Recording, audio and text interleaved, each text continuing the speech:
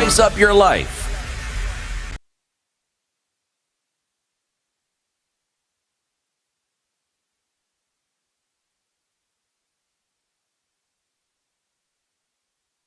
Good morning. This is the News Wire. I'm Lea Ubaga. A group of Generation Z in Kisumu County has pledged to closely monitor the police recruitment exercise for cases of corruption. Led by Kevin Omolo, the youth have accused the police department's management of allegedly accepting bribes to approve unqualified candidates to join the force. Speaking in Kisumu, Omolo said the use of technology in the police recruitment process could reduce fraud. Sometimes the challenges that we face in Kenya is that the proponents of corruptions are actually the experts of the solutions or experts of fighting the same corruption. That is why we are here as youths, because you notice that the recruitment exercise is actually targeting the youths. And there has been a lot of controversies. There has been a lot of challenges when it comes to admitting the same youths to the police service.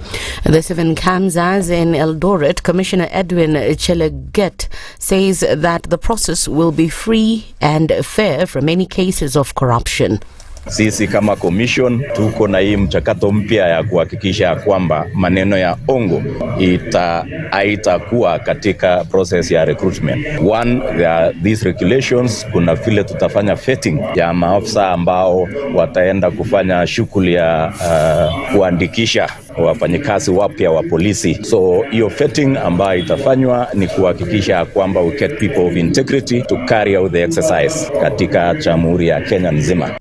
The Kisumu County government, in collaboration with the central government, will pay for the funeral expenses of 26 people who died in a tragic road accident in Coptic Mamboleo area of Kisumu City on Friday last week.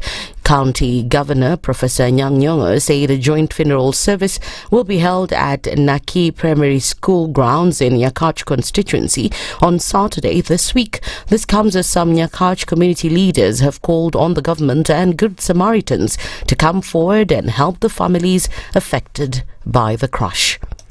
In the moment, I want to take the opportunity to urge everybody, all the affected families, all the stakeholders, everybody to stay calm, remain united, and to continue supporting the affected families in every way possible.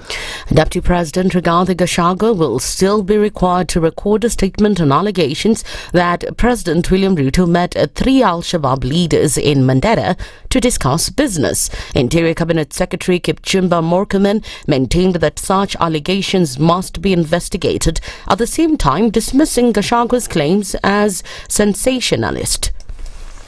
If the former Deputy President is not going to record a statement about what he said, about Al-Shabaab and the country, then the right thing for him is we check him in a mental institution for mental assessment, because his level of contradictions can only be that he either is a pathological liar or is a mental case that needs treatment. And Constitution of Kenya insists that for people to hold public office, they must be of sound mind, which is at the moment extremely questionable.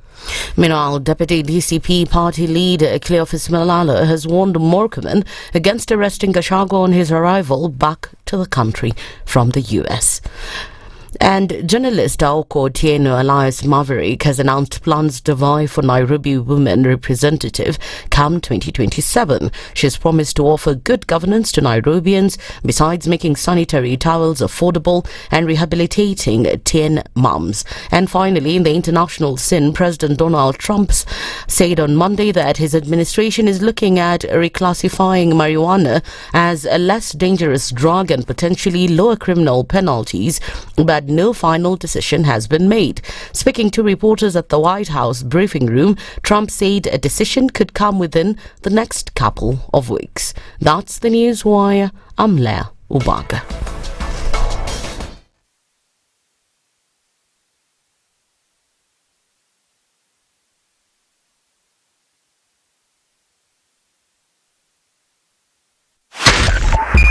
102.5 SpiceFM, Kisumu. One of the things that are ailing our country is negative ethnicity. You find you as a state officer, instead of thinking as a Kenyan, you think like a tribal person. Let me tell you something. The biggest problem we have had in this country is a leadership deficit. There is nothing that you are going to do in the process of change if you are not a risk taker. So you really have to pursue your vision to a logical conclusion and even be ready to step on people's toes. When it comes to the economy, you can't run away with it. They say statistics are like bikinis. They reveal a lot, but they conceal the vitals. And so government people would throw statistics at you and tell you they're revealing a lot of information to you, but it's really concealing the real vitals. We need to get out of that, because when we want to grow our democracy, one basic thing that really requires to be understood by the political class, by all of us, is institutions are critical. This is the Situation Room, the only way to start your day. Waliletea fujo Moi mpaka wakapata cooperation. Wakakuja wakasumbua Kibaki mpaka wakachukua nusu mkate. Wamekuja wakazungusha Uhuru hapo mpaka wakaenda na handshake, program yetu ikapotea, BBI ikaendelea, tukazama, tukaingia kwa madeni. Sasa mimi nimewaambia, hii serikali hii, mimi nawaambia hii serikali ni ya mahasla. Hakuna nusu mkate, hakuna handshake, hakuna hiyo borojo. Jana nimeona wale wazee tulishinda. Ati hiyo mzee akisema ati he will not be coerced or intimidated to joining our government. Wewe mzee sikia. We have no business within our government. Hatuna haja na hatugojei wewe. We are not looking for you and we have no time. Stop saying that people can force you to come to this government. Forget about being forced or coerced. We are not interested because sisi tuko na kazi ya kufanya. Kama kuna mtu ako na namba ya William Ruto, alikodi hii video mtumie. Maisha yangu tangu nizaliwe sijawahi kuona mtu muongo, mfisadi, baradhuli, dhabdhabina kama William Samoei Ruto. Mimi Hassan Joho nikitaka kuongea, mimi I don't even dream of engaging with them. Ati huyu akitaka aje aongee sio na mimi niongee na Ruto nini? Mimi nikamtafute atanipa nini? Wilbaro. I wonder. Nilipeleka Wilbaro mimi la kimtaani la kucheza nalo zamani. We have a choice to reject over 60% of these names or give President Ruto his skunk. Apart from a few individuals who are not even more than 8, the rest are incompetent, unqualified, have integrity issues, are people who cannot deliver this country from where it is to the next level that we want the country to move in. A few moments later. I've now forwarded the name of John Mbadi Ngongo to the Ministry of National Treasury and Economic Planning. The Honorable Hassan Ali Joho, Ministry of Mining, Blue Economy and Maritime Affairs. The Situation Room, Kenya's biggest conversation. Good morning, and I love your show. Thank you. Having come from a Kikuyu radio background, I migrated to Spice because of the content. I was born in a slum, but somehow I got a break in life. So sometimes when you see the sweating coming out because of the passion and whatever it is, behind the noise, there are people. And we share the same umbilical cord. It shouldn't be like that. I am so disappointed. We used to tell Honorable Raila Amolo Odinga that he's doing politics of conmanship. And even President Uhuru Kenyatta, serikali hii ndio iko na conmanship ya hali ya juu. You cannot promise people that you reduce tax, then you double. In politics, there is the issue of trust. For you to turn around and then stab the same people who gave you that trust, there is no other level of dishonesty. Imabo, utaona dunia tu. The Situation Room, Kenya's biggest conversation. In this country, 6 families and 8,000 Kenyans control 90% of the GDP. We are not a country. We are a plantation. We work for Ruto. When you're telling the judges court orders are papers or they will not obey court orders, they're sitting and you're seeking orders from them. So how are they supposed to interpret it? Isn't it an oxymoron? When you see a judiciary that seems to be under some control somewhere, you start questioning. We have very powerful governors, but they don't use their offices to serve the people. If you are not shameful to do what you are doing, why should we protect you? I'm human, everybody's human. So when you're told, kuja tuongee, I mean, you'd be a fool to say, staki kuongea. Conversations have to be had, you know? People in leadership should only go into leadership if they are ready and willing to change the lot of the people. The Situation Room, Kenya's biggest conversation. One of the things that are ailing our country is negative ethnicity. You find you as a state officer, instead of thinking as a Kenyan, you think like a tribal person. Let me tell you something. The biggest problem we have had in this country is a leadership deficit. There is nothing that you are going to do in the process of change if you are not a risk taker. So you really have to pursue your vision to a logical conclusion and even be ready to step on people's toes. When it comes to the economy, you can run away with it. They say statistics are like bikinis. They reveal a lot, but they conceal the vitals. And so government people would throw statistics at you and tell you they're revealing a lot of information to you, but it's really concealing the real vitals. We need to get out of that, because when we want to grow our democracy, one basic thing that really requires to be understood by the political class, by all of us, is institutions are critical. This is the Situation Room, the only way to start your day. If we just gloss over issues and hope that time heals, then we might find that in generations to come, we might be back at the same situation. And the whole thing is born of stolen elections. Spice. When it comes to the decisions you make, you must be independent. There's no way you can allow one institution to dictate to you how you're going to conduct your operations, how you're going to decide cases. It's a no. When you weaken the institution to the point where they cannot take action, then you realize that politicians have to come up and now start dealing with the issues. That conversation has to die. Our politicians do not like the hard stuff. We must insist on the path of doing things right, whether popular or unpopular. Money changes hands. That is a fact. If you have political goodwill at the highest top, like in Rwanda, then corruption will be an issue of the past. If you don't have political goodwill at the top, we will pass laws, we will amend laws, we will continue passing laws and re-amending laws, and nothing will happen. This is the Situation Room, the only way to start your day. Good morning, and I love your show. Thank you. Having come from a Kikuyu radio background, I migrated to Spice because of the content. I was born in a slum, but somehow I got a break in life. So sometimes when you see the sweating coming out because of the passion and whatever it is, behind the noise, there are people, and we share the same umbilical cord. It shouldn't be like that. I am so disappointed. We used to tell Honorable Raila Amolo Odinga that he's doing politics of conmanship, and even President Uhuru Kenyatta, serikali hii ndio iko na conmanship ya hali ya juu. You cannot promise people that you reduce tax, then you double.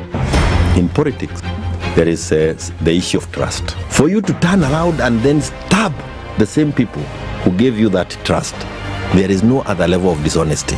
Imabo, utaona dunia tu. The Situation Room, Kenya's biggest conversation. Mature, intelligent talk every morning. Spice up yourself.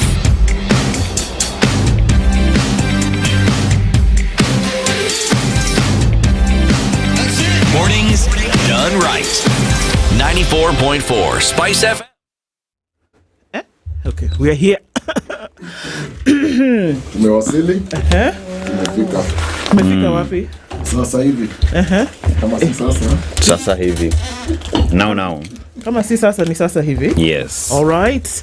Well, good morning everybody. Good morning, Nduoko. Vitu ziko mbali. Ziko mbali?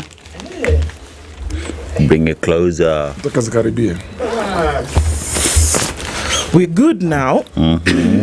Bring it closer. I've brought it closer. The cold is refusing to go. Which cold?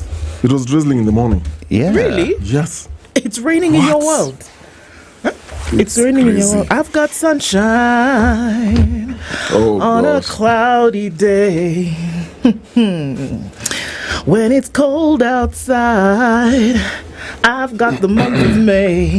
Hey, I guess you say, what can make me feel this way? My girl, My girl. my girl, talking about my girl, my girl, my girl.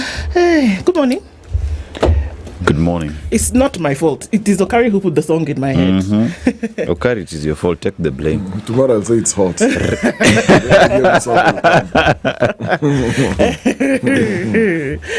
You're fine though. I have a spoon. Fantastical. I'm eating life with a big spoon. Don't ask me where the spoon. Still no sugar. Nope. And you know what? Let me tell you, small wins, my friend. I'm wearing my watch. I couldn't wear my watch. Yani, my wrists were so, what's the word I'm looking for? Chubby. That I couldn't wear my watch. Oh, so now you can. Now I can wear my watch. That's a big win. Yeah, that's a big win. I know. That's how I know. And I wear the beads on my ankle as well. They were tight, like tight. I could feel them. And now they're loose. I'm telling you, these things, they work. They work, isn't it? Is that the measure to know, beads on the ankle? No, as in they were tight. As in, they were tight. So now they're and really uncomfortable. Okay. So now they're looser, much looser, and I can, feel them, and I can wear my watch, man. This is good things. Okay. Just because you've cut sugar? Just sugar. Now you can imagine Just now. sugar. And, not just sugar, of course, but I'm not doing... reduce the carbs. Yeah. I've not removed it completely, but I'm working on it.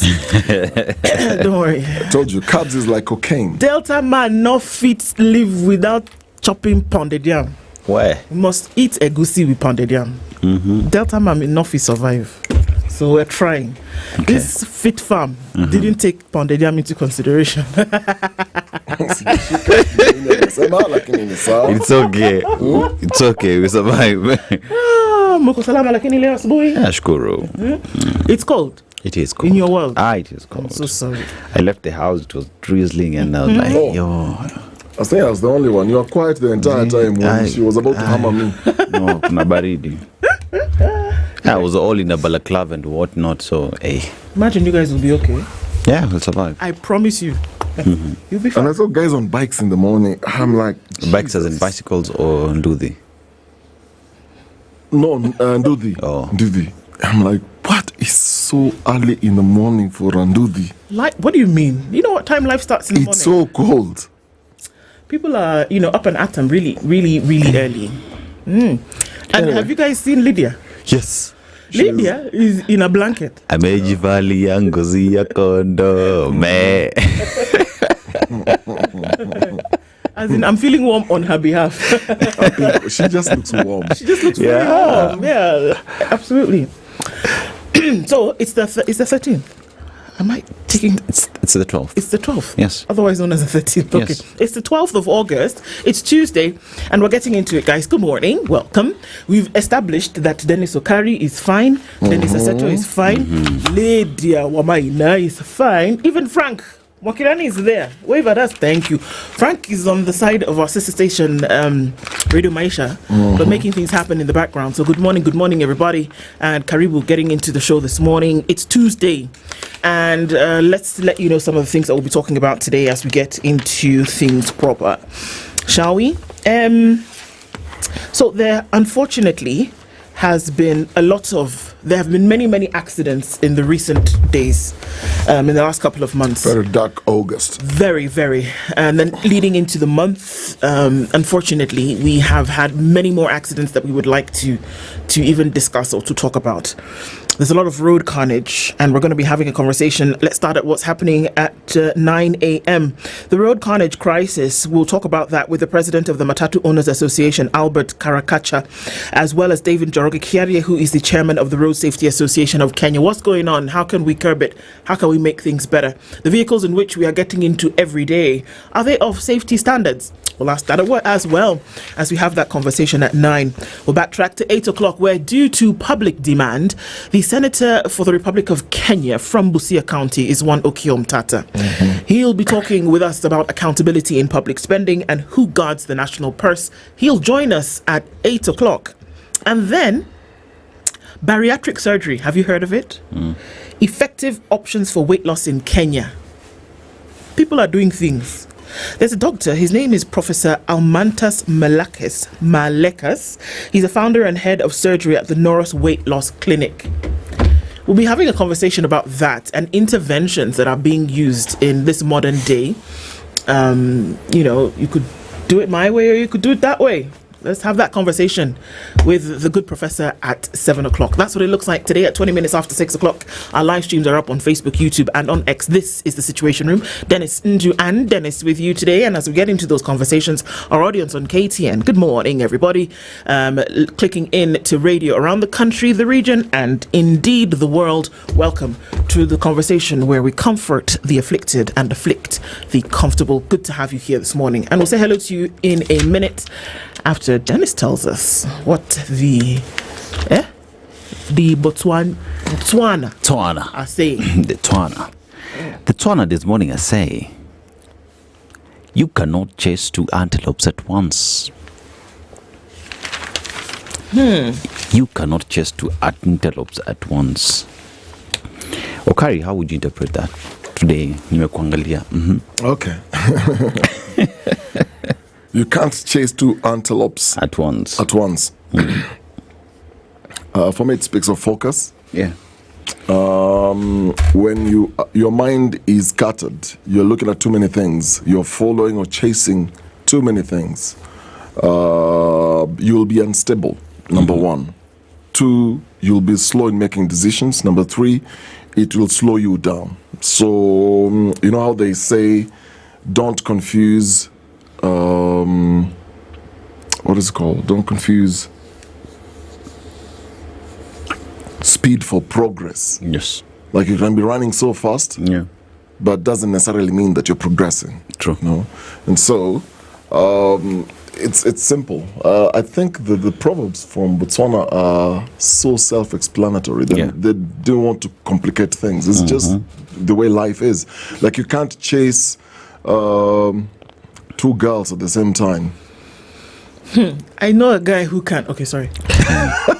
Did I say that out loud? Please go ahead. No, I'm it just came out. It just came out. Yeah? You know, you could try, but at the end of the day, there's nothing you're achieving. There are many who do more than even 2. Yeah. But at the end of the day, it just never works. Yeah. That's the thing. It just never works. That's why I told you, marry one woman. You try go the polygamy way, again, trouble. Have I gone? I've taken a different direction. No, you're still on the same line. No, you're okay. Remember, your interpretation is never wrong. Absolutely. Exactly. Remember, it's only 1, 2 by 2 that entered the ark. Not 3 by 3. Hey. I wonder, how did they keep the seahorses on the ark? Some things are mysteries. I often wonder many things about biblical stories. Yeah. And I really wonder, did they have like aquariums? Did they have them in like little bags or jars? Or by then they were not in existence. And how did they keep the blue whale on the ark? I don't think it needed to get into the ark. Oh, the killer shark. They stayed in the water. But everything was destroyed. Remember, everything was destroyed. That was the story of Noah and the ark. Yeah. It didn't say that the things in the sea were not destroyed. It said everything was destroyed by water. That's why the promise of the rainbow came, that never again will there be a destruction of everything by water. Remember? Was it everything? Was it everything above and below the earth? Or everything on land? I don't know. But because the waters are still there. All the animals, 2 by 2, entered into the ark. Maybe I just want to know where the blue whale was. Maybe it was just an egg that was taken in. Or the blue white shark. It's a mammal, so it's not possible that it was an egg. Let's just call it mystery. Okay, anyway, so we could have this debate for a long time in terms of that. But yeah, absolutely focus. Yeah. Focus. Focus on one thing, finish, get it done, and then go to the next. For me, that's what it looks like. And actually, makes sense for me. You can't be here, chasing this thing, chasing that thing. No. Yeah. One thing, focus, move. I think Okari would help me with that Swahili saying that says upasuka msamba something.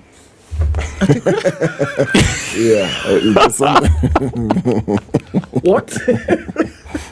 Oh, sour. Today you learned something. Yeah, so like kupasuka msamba is when say you're chasing something in both directions. What would happen is your pelvic whatever will split into two. So msamba is around that area. The perennial tear. Yeah. Right. Okay. Yeah. Okay. I get it. Yeah. Okay. Shall I reserve my comments for now? Yeah, please. All right. So let's say hello to folks this morning. Everybody getting into the room today. Always definitely good to have you. So, are you here? Yes, you are. And thank you for joining us as early as, it goes up every day. Always a pleasure and lovely. So here we are saying good morning, Don Sabwa. You said, now there will be a big welcome ceremony for Rigi G, engulfed in men in uniform. What a showdown. Hi, how are you, Ndu, Aseto, and Dennis? And we are? Okay. Fine. Okari, do you remember, while Baba, you were away? Do you remember that? Yes, I do. You remember? Yes. That was the question. You don't have to go beyond that. He just asked if you He's remember. the same gentleman. Yes, Don Sabo. Whether I remember. But he's asked if you remember. So now you said yes. We keep it moving. Keep it moving. No, I suspect there's a question coming. Maybe he'll ask it later. From Rongo is where George Adimo is listening. Peter Kiario says, good morning from Mombasa. God's plan will always be more beautiful and more greater than all your disappointments. Amen, brother. I believe that too. Also tuned in from Mombasa is Robert Mbogo. Desmond Oti says, good morning from Muhanya Beach, the shore of sweet spicy fish. Ndu Gotea Prezo, the man of goodies to Harambe stars. Telling you, man. 2.5. Miriams just win on Sunday against Zambia. Sawa. Na niko nayo wapi? Hapa. Ile mambo yenu niko nayo hapa. Lakini nimekuja na ingine nikasema on Sunday. See Sunday tuko nini? On Sunday, if you do like that, 2.5 million. Yeah. And on top of that, si mlikuwa mnasema mnataka affordable housing. Kwa landlord. Everybody's gonna be a landlord. But did they say they wanted houses? Well, somebody said they wanted houses. They don't want to pay rent in Nairobi. Ndugu yangu. So just win the match, you get a house. Yeah. Till I was even thinking, my sons, they can start. Okay, they already play football, so we're on the good path. Jumbo Spice team from Atiak in Uganda says, he said, Daniel, good morning. Pierre Wanjo, he's also tuned in from Diani Beach. Rogers Nyange says, good morning from Voi. Good morning, D&D, ready to be served bold thoughts, juicy truths, and a splash of cheeky charm to awaken my day. You guys are seasoned to thrill. Let's undress the truth today, layer by layer. Hey, Izakale. Good morning. Sema copywriter, I'm telling you. Isaac Derito says, good morning from Luxembourg. Good morning. Eda Tatu says, good morning, Daktari. Good morning from the Pearl of Africa. Oh, you're in Uganda. Would love to get in touch with Ndu. How is this done? How do people get in touch with me? Call me. I'll talk to you, Doctor. Maybe what you can do, send us your email address, Dr. Eda. And I can give them your number. Really? You want 07? They can slide in your DM. 072? It's 0723, yeah? No, 24. I know there's a 6 somewhere. Both of you. Then it ends with a... No, it was like 3 numbers. All the both of you are not okay. serious. You go with the one with that. There's a WhatsApp number. There's a calls number. Yeah. There's a texting number. There's an M-Pesa number as well. Yes. Which one should 4 numbers. So which one? I like the way they're talking to each other. They're not even looking at me. I think she can give out the M-Pesa one. M-Pesa one, yeah. Dr. Tatu. Tuone serious. Dr. Tatu, please don't leave. There's a commission for us. Oh, there's a commission for you. Yes. That's why you're so vested in this thing. Middlemen. Please don't listen to them. Tunauza msichana there. Na si bei ya jioni.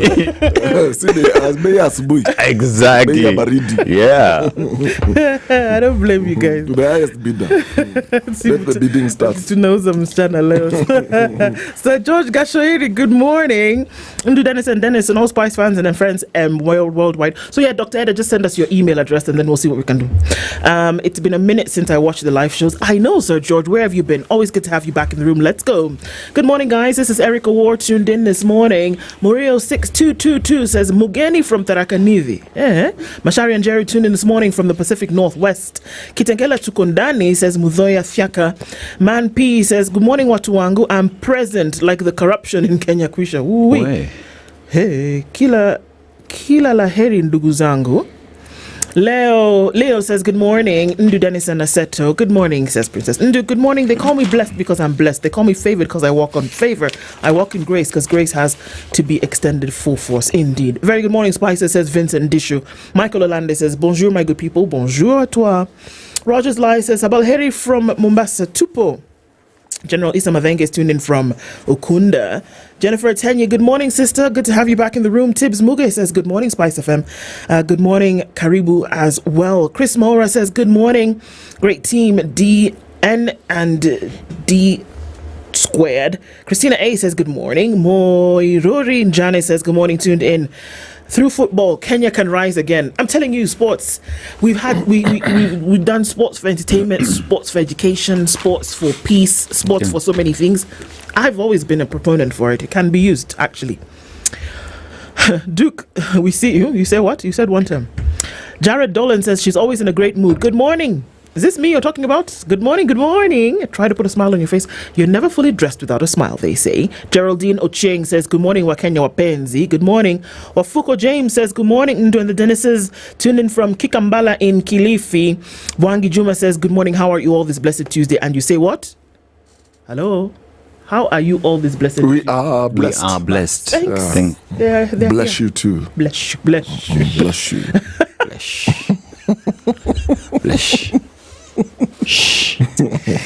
Yani. Should have added a groan. Bless. Bless. Receive.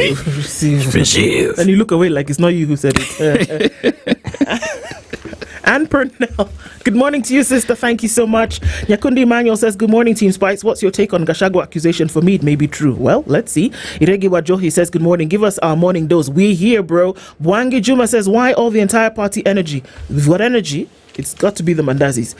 Isaac Hale says, Okari specifically, I've got so much honey, the bees envy me. I've got so much honey, the bees envy me. It's part of the song. Okay. The Temptations was something. Festus Mulu says, good morning. Catherine Gloria says, Luko, where are we looking? Colin says he can chase two girls, not just one antelope.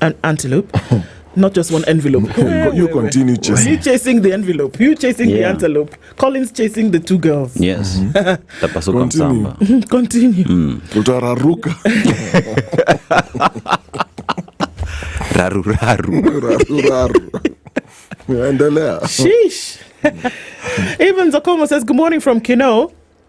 Imagine Washiri was also asking how a whale can lay an egg. Kai Okari. Nduko is so happy, but actually Nduko is, I'll just take it for this morning, but actually, Ndu, without the KU, Jackie Onyango says, good morning, people tuned in from Canada, the country of potentials. Yeah, okay. All right. Okay, it's Canada.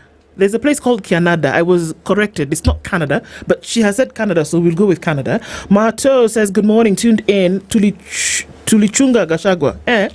Patrick Mutunde says, good morning to everybody. Isa just said, yeah, he did. He actually said, Beya Baridi, Beya Subui. Wananiuza true live. You guys, I don't know what to do with these guys. Just help me, you know? Good morning, everybody, says George Okoh. It's been a minute. Karibu Sana. Omo Ibrahim says, good morning, wonderful morning. Robert Abor is tuning in from Dallas, Fort Worth, Texas. Good morning to you. Jockey Waweru, good morning from Mogadishu. In South Sea. Oh, yo. Okay. Sawa. Everybody. Karibuni Sana. Even as you keep trickling into the room, let's get it. Let's do it. And have these conversations that matter. Sawa. All right. Let's look into the headlines. The stories making the news this morning across the country and indeed around the world. On Kenya's bold newspaper, The Standard, shielding Lagat is what is on the front page. And there's a photo there of a number of people, the DPP, the AG, the head of IPOA, the head of the DCI, as well as the head of the country, the president, William Ruto. 20 Kenyans have moved to court accusing President William Ruto, top security chiefs and the Attorney General of shielding Deputy Inspector General Eliud Lagat from murder charges over the death of whistleblower Albert Ojwang. Alleged a high-level cover-up, fabricated suicide theory, and a justice system stacked in favor of the powerful. That's the story. The inquest into the death of Albert Ojwang, is it an inquest now, or investigations are still ongoing? Yeah. Okay, since June 7th, July 7th, August 7th, we are going well into the month of August now. Let's see what happens with this. Torture in prison still under wraps. Right defenders warn that torture, injury and death in prisons are routinely concealed. They are now calling for full accountability, independent oversight and urgent reforms. Now, just when you thought it was safe to get out of the water, pregnancy tests in schools trigger outrage. Legal experts and a parents' association have condemned schools accused of forcing pregnancy tests on girls, calling the practice unlawful, degrading, and a violation of privacy. We're going to look into that story because what warranted these tests in the first place? What's going on? Let me tell you guys, the music festivals, the music and drama festivals that are going on right now, that an opportunity has been given to people living with disability, and they are doing amazing things. The presentations that they're giving, we saw people with living disability, and now we're seeing visually impaired folks yesterday who are also people living with disabilities. But the renditions that they're giving, because they've been given an opportunity to, absolute gold. This never used to happen in the past. No, I mean, the spotlight was never really on them. Okay. You know, and then it's as though this year now they're saying there's something here, put it out into the open. Before it was, we're not so comfortable. And that's just the truth socially. But now, what they're doing, if you take a minute to just have a look at what's going on at those festivals, you'll be gobsmacked. I'm telling you. So what else are we looking at here in terms of these headlines? I know the chant continues. DAP convenes crisis talks as Wamalwa Natembeya rift widens. Oh, okay. The Devolution Conference begins today in Homa Bay, and of course, pages looking at that in the paper today. 6 and 7 are going to focus on this Lagat thing in terms of what's going on there, and cover-ups in prisons is another story that's there. DPP seeks to drop charges in 100 million shilling will forgery dispute. All right, well, there's a place you can drop. Hustler Fund, e-citizen, that continues, and looking into the sports pages, of course, Chan. Coach McCarthy magic rekindles Kenya's love for Harambee Stars. It's as though the love had died, but it brought a man from the Rainbow Nation to come in and to, insist on some match glory. And people's love for the Stars has awoken. Yeah, let's go to the Daily Nation. And the Daily Nation starts with storm of hiring of 10,000 police officers. So a power struggle between police boss Douglas Kanja and the National Police Service Commission could derail an upcoming recruitment drive, with the commission now split into two factions, writing to the IG to reclaim human resources functions, including hiring, promotions and transfers. So the battle there is interfering with the hiring of police officers that is set to happen in September.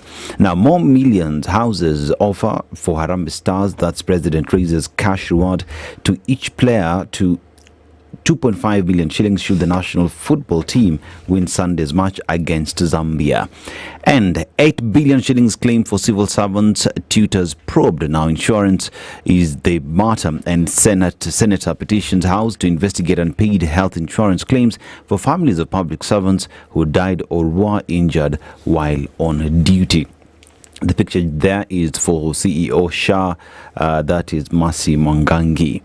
And court bars import of duty-free white rice. The government's plan to import 500,000 tons of white rice has been suspended by the High Court following the petition by the Farmers' Party, which claims the move will hurt the local farmer.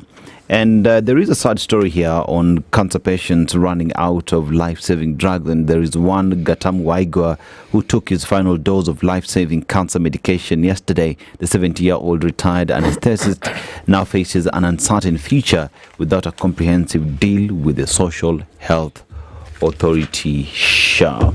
as well as the music festival that is taking place in Meru, and investigations over Ojuang, and the DPP is on the spot over Lagat petition, and legislator eyes housing boom with shares in mortgage firm. Who are we talking about? Regulator filings show Kikuyu MP bought 18,642,043 shares in housing finance valued at 138.3 million shillings from the open market. We si watu wako mafutani. Sheesh. Hey, watu wako mafutani. Okari. So the Star. More cash remitted for salaries than amounts in payrolls. This is a story of millions lost in counties. Payroll scam. There's a picture of Nancy Gadongo there. Your friend. My very good friend. I will get into the details. The story is in page 4 and 5. But still, the Star headline, no peace for the dead. Vandalism and neglect, Dog City Cemetery. So the dead at Langata Cemetery can get anything but peace and rest if developers are not ripping their coffins and graves with excavators constructing new projects. The newly dead are being piled over them due to a lack of space, or the metal bars surrounding their graves, as well as tombstones and crosses are getting stolen by vandals scavenging for scrap metal. Ukiona umefika mahali unaenda kwa cemetery kuiba. And you can imagine that is being done at night. Have you passed Langata Cemetery at night? Not at night. Hey! Giza, Totoro, you wonder how someone would... The place is not lit at night. Not at all.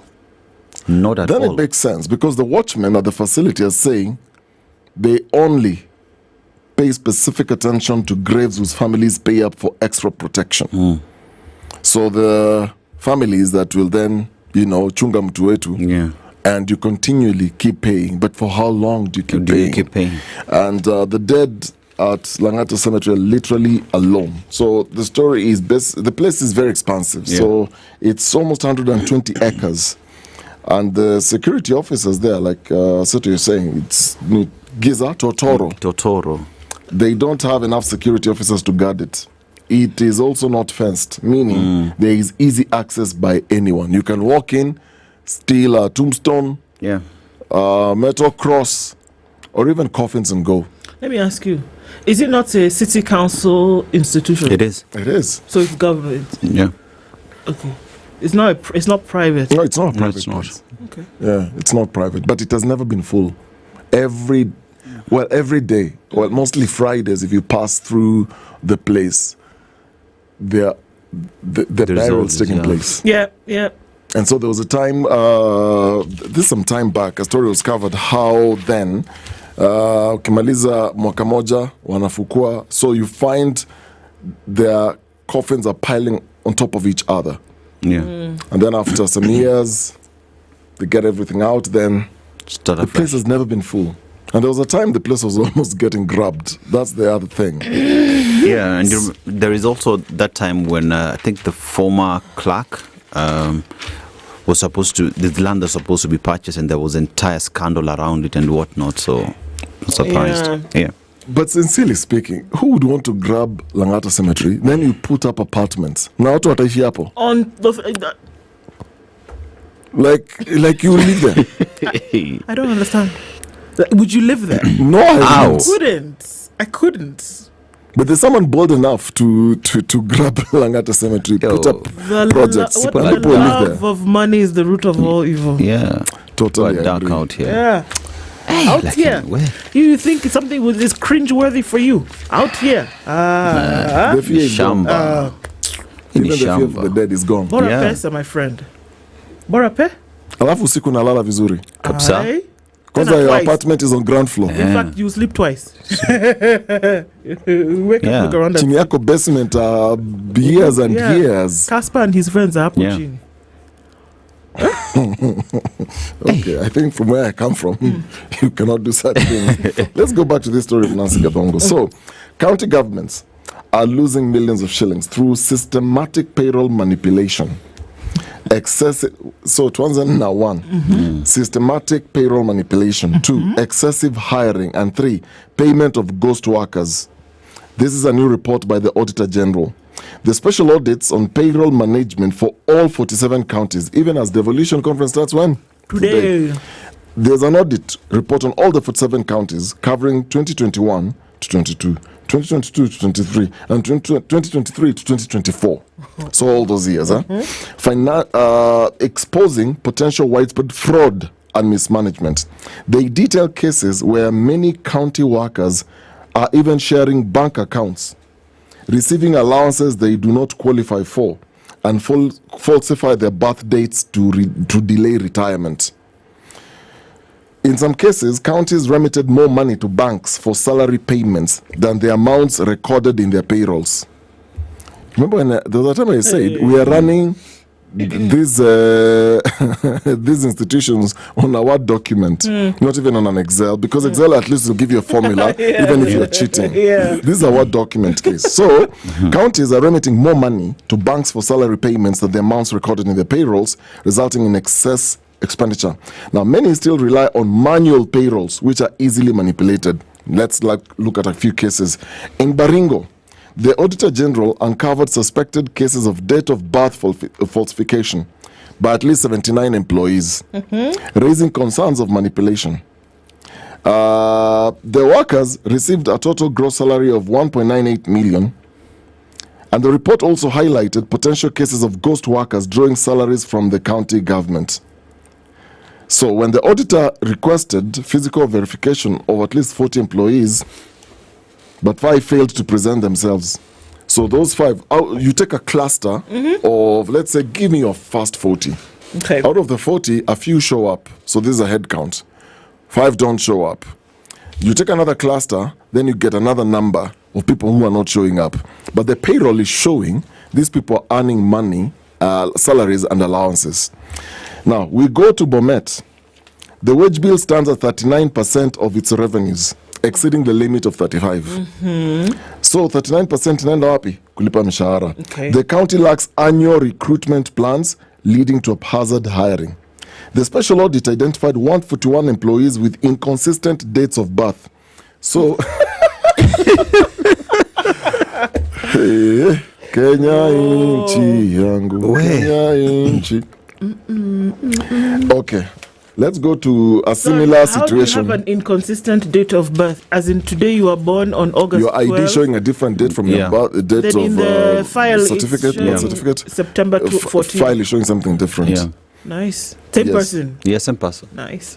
Okay, so the county has also retained in its payroll officers who are earning salaries for more than one government entity. In the 2023-2024 financial year, 4 employees were engaged by both the Bomet County Executive and the Teacher Service Commission. No, but it's okay now. Maybe they're a teacher. No. Maybe they work for the county, but they're also a teacher. Maybe they used to be a teacher. I'm trying really hard here. No, during that period of dual engagement, let's call it that. It's my dual engagement. Dual engagement, yeah. The officer received a gross salary of 907,000 from the county executive and 581,000 from TSC. Which teacher is earning over 500,000 in TSC? That is annual or monthly. Even if you're the deputy global for the world teacher, you're not earning for Kenya. You're not earning 581,000. Which county executive is earning 1 million shillings? Okay, let's say they're even a CEC. Do CECs earn 900,000? How much does TSC CEO earn? You remember the class I was telling you? They requested to authenticate the staff captured in the payroll. So the special audit requested 93 employees from the county executive to present themselves for physical verification. 10 employees did not appear. Remember I told you clusters, eh? Yeah. Then from each cluster, you pick each cluster. Kuna watu 10, watu 5, watu 20 hawatakuja. They do not exist. They don't exist. Casper. Now, a similar situation was found in Bungoma, where the auditor flagged lack of annual recruitment plans again and the absence of staff establishment to guard against excessive and irregular hiring.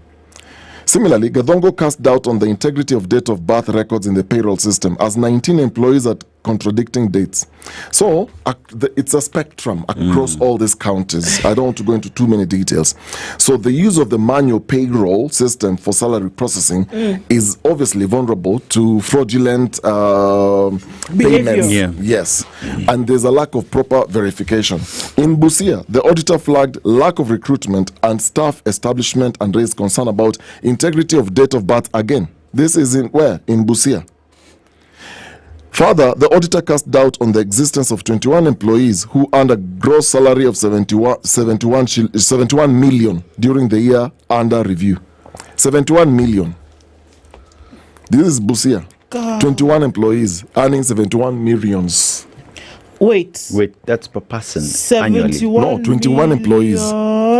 Divided by, so on average, who earned a gross salary of 71 million. So on all of them, 21 earning 71 million. So give or take, that's about 6 million shillings. Yes. Per person, divided by 12. So they're earning about 500,000 bob, about 495,000 per month. Per month. And they do what? These people? Those employees did not exist. Oh, nice, even better. Okay, great. So they don't exist. Who opened the accounts?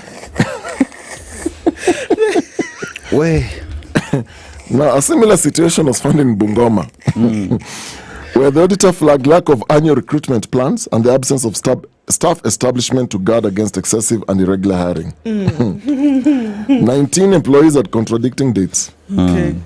Let's go to Busia. Busia, same story again. We go to Embu. The auditor highlighted irregular establishment of positions in the public service that do not even exist. Okay. I keep telling you guys. Do the people if exist? You want a groundbreaking, like CEC poultry, farming, like create something. You know this thing how it's done at the county. I'm imagining the guys are in a boardroom. Then there's a governor, of course, who's there. Then there are all these millions. So somebody's like to create kitigani. We've exhausted all the pesa iko ni mingi. You hear 39% of revenue was going in Bomet into payrolls. So let's create positions. So to come up with a name, CEC Mogoka and Cat. CEC Mogoka. Cultural. Mogoka cultural enterprise. And now at this rate, it's ridiculous. You can call it anything you like. Wow. CEC marketplaces. Yeah. CEC green spaces. CEC in Homa Bay, where this thing is being held. Uhanya Beach is where? Uhanya. In Homa Bay, Good Lord. Nasi Gadongo flagged an excessive wage bill, the absence of annual recruitment plans, concerns over the integrity of birth records, and questions regarding the authenticity of staff in the payroll. Out of 93 employees scheduled to undergo physical verification, 40 did not present themselves. They don't exist. They don't exist. Because they don't exist. Yeah. Out of 93, another cluster, 40 did not present themselves. Of these, 6 had since left the service, but they were still earning a salary. They had left how? Retired? They were fired? Or they just left and never came back? Who knows? They just left. But just goes to show. Yeah, goes to show. You know how things have been happening. Yeah. So a new governor comes into office. So what happens? Lazima kuja na watu wake. So what then happens is all the people working for the other governor wanafukuzwa to sub counties. So I know of cases where many don't even report to work, but they earn a salary from the comfort of their homes. They never report because there are some, as a case of punishment, because you are seriously defending your governor. Now the governor is no longer in office. Unafukuzwa to some sub-county yuko ndani, where nobody even follows up to find out whether people came to work or not. But they're still earning a salary. For 5 years they're earning until another election. Yani ukiingia ofisi unakuja na mbogi yako. Yes. Find some space for them. You just have to find some space for them. Kick out some guys, bring in new people. Do you know how not even heartbreaking? It's just total disassociation with the right thing. That it cannot be that in the same spaces where you say that, they told us very clearly that one of the reasons why you're going to ask the same civil servants, who amongst them are ghosts, to come and pay health is because there's no money to put into the fund. Mm-hmm.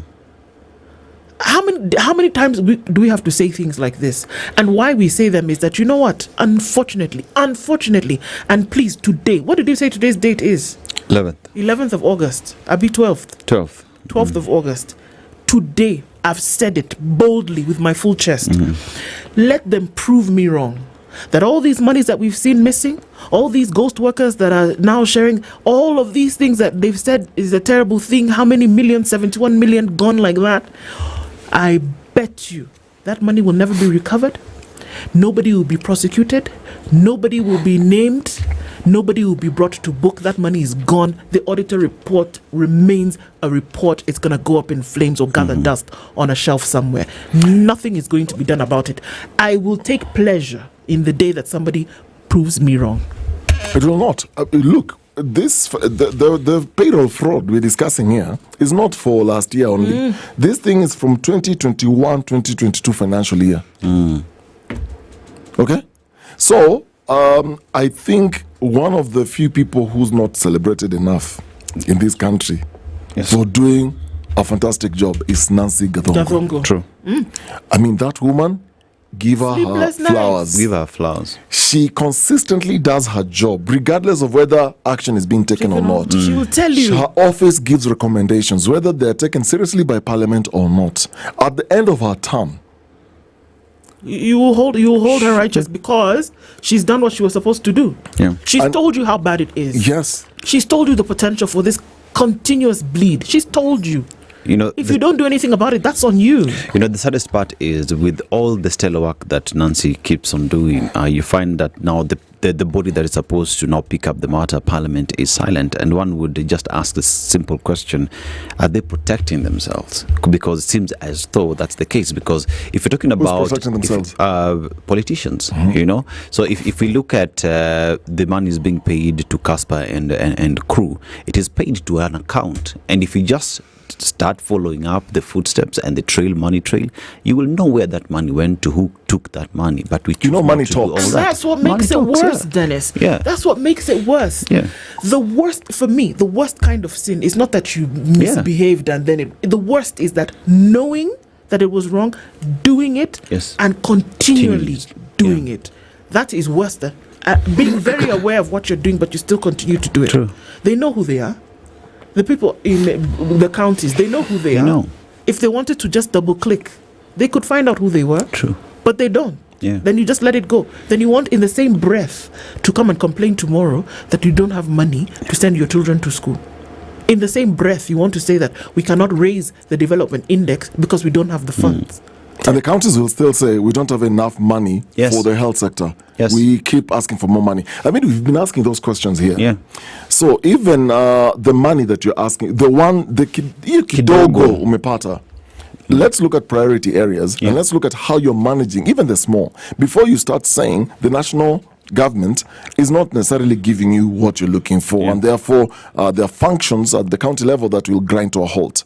Even the little that you have, how are you managing it? How are you a good steward of that account? Because explain to me, because money talks. It does. How do you explain salaries going to two people into one account?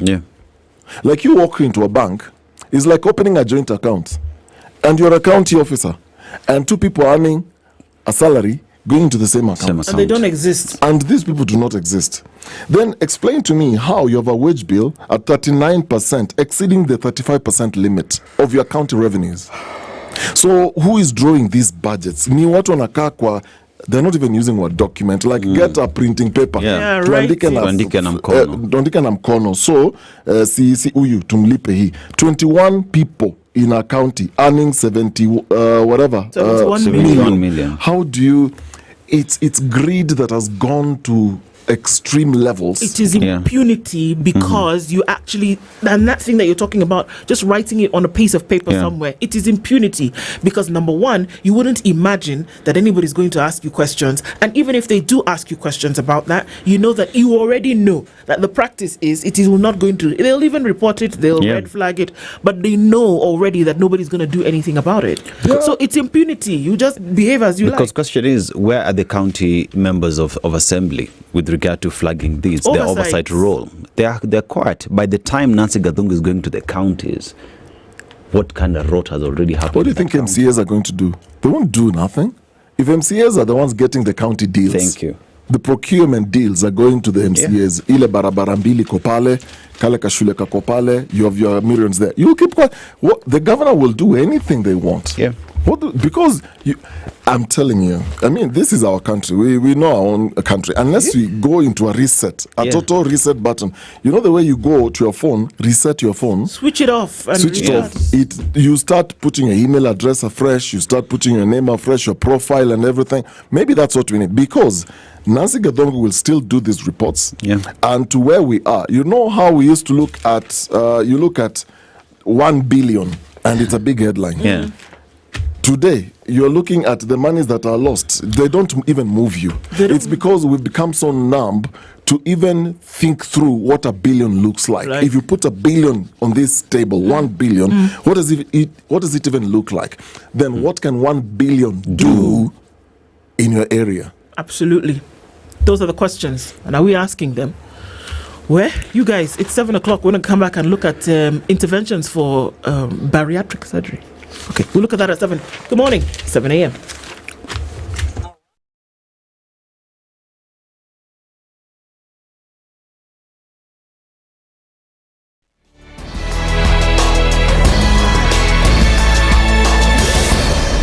Good morning. This is the News Wire. I'm Lau Umaga.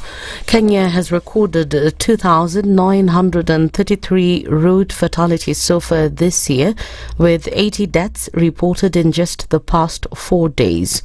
Roads and Transport Cabinet Secretary Davis Chirchir said his ministry has launched nationwide safety audits and inspections at accident-prone road segments to identify hazards, reconstruct crash scenes, and propose technical recommendations within 7 days. The CS added that legislative reforms are at an advanced stage to strengthen road safety laws on school transport, commercial vehicle operations, drink driving, vehicle inspections, roadside stations, and a review of the Traffic Act. The Kisumu County Government, in collaboration with the central government, will pay for the funeral of 26 people who died in a tragic road accident in Coptic Mamboleo area of Kisumu City on Friday last week. County Governor Anyang' Nyong'o said a joint funeral service will be held at Naki Primary School grounds in Nyakach constituency on Saturday this week. This comes as some Nyakach community leaders have called on the government and well-wishers to come forward and help the affected families. In the moment, I want to take the opportunity to urge everybody, all the affected families, all the stakeholders, everybody to stay calm, remain united, and to continue supporting the affected families in every way possible. The Nairobi hospital says that it has suspended the implementation of its recently announced price adjustments following a meeting with medical insurance providers. The embattled hospital's chief executive officer, Felix Osano, said the decision was made in good faith after insurers requested more time for dialogue on the contentious move, which saw 8 companies suspend coverage of its services. The 70-year-old private hospital's management last month increased the cost of services by as much as 61% on key services such as scans, ultrasounds, and bed charges. The delay of capitation to public schools might soon be a thing of the past if plans by Treasury CS John Badi to collaborate with the Ministry of Education and other stakeholders to address gaps work.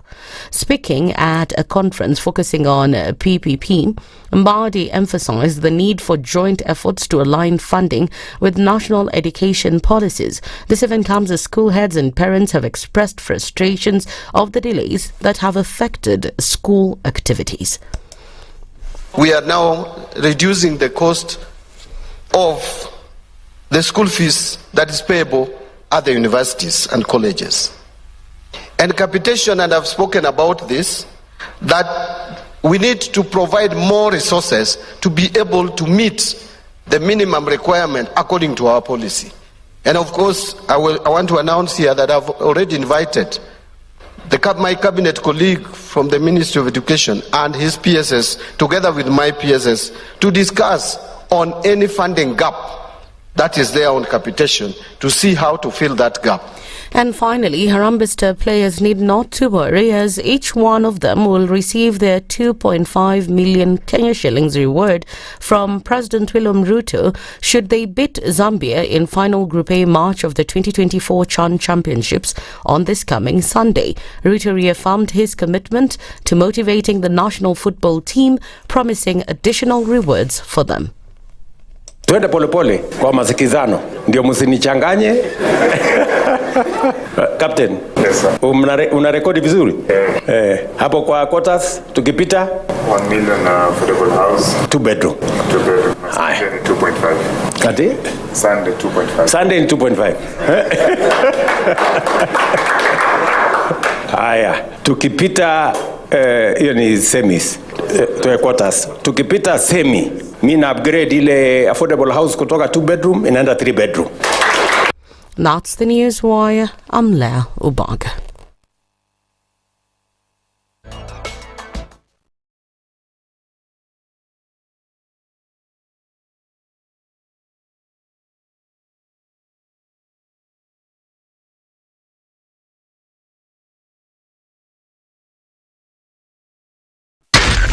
SpiceFM, Nakuru. One of the things that are ailing our country is negative ethnicity. You find you as a state officer, instead of thinking as a Kenyan, you think like a tribal person. Let me tell you something.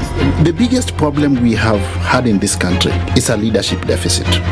There is nothing that you are going to do in the process of change if you are not a risk taker. So you really have to pursue your vision to a logical conclusion and even be ready to step on people's toes. When it comes to the economy, you can run away with it. They say statistics are like bikinis. They reveal a lot, but they conceal the vitals. And so government people would throw statistics at you and tell you they're revealing a lot of information to you, but it's really concealing the real vitals.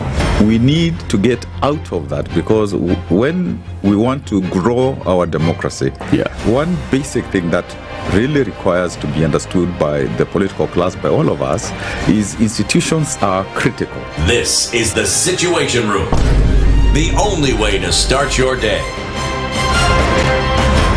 In this country, 6 families and 8,000 Kenyans control 90% of the GDP.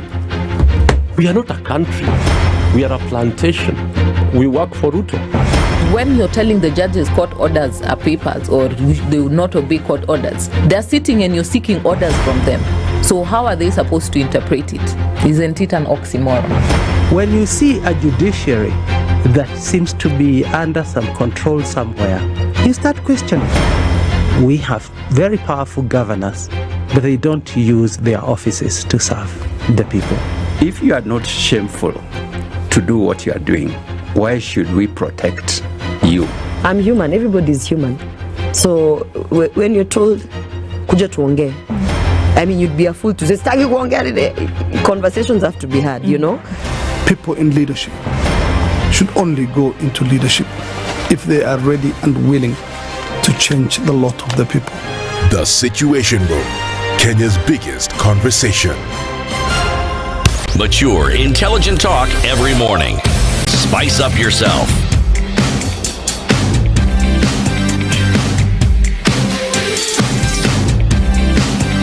Mornings done right. 94.4 Spice FM, Nairobi.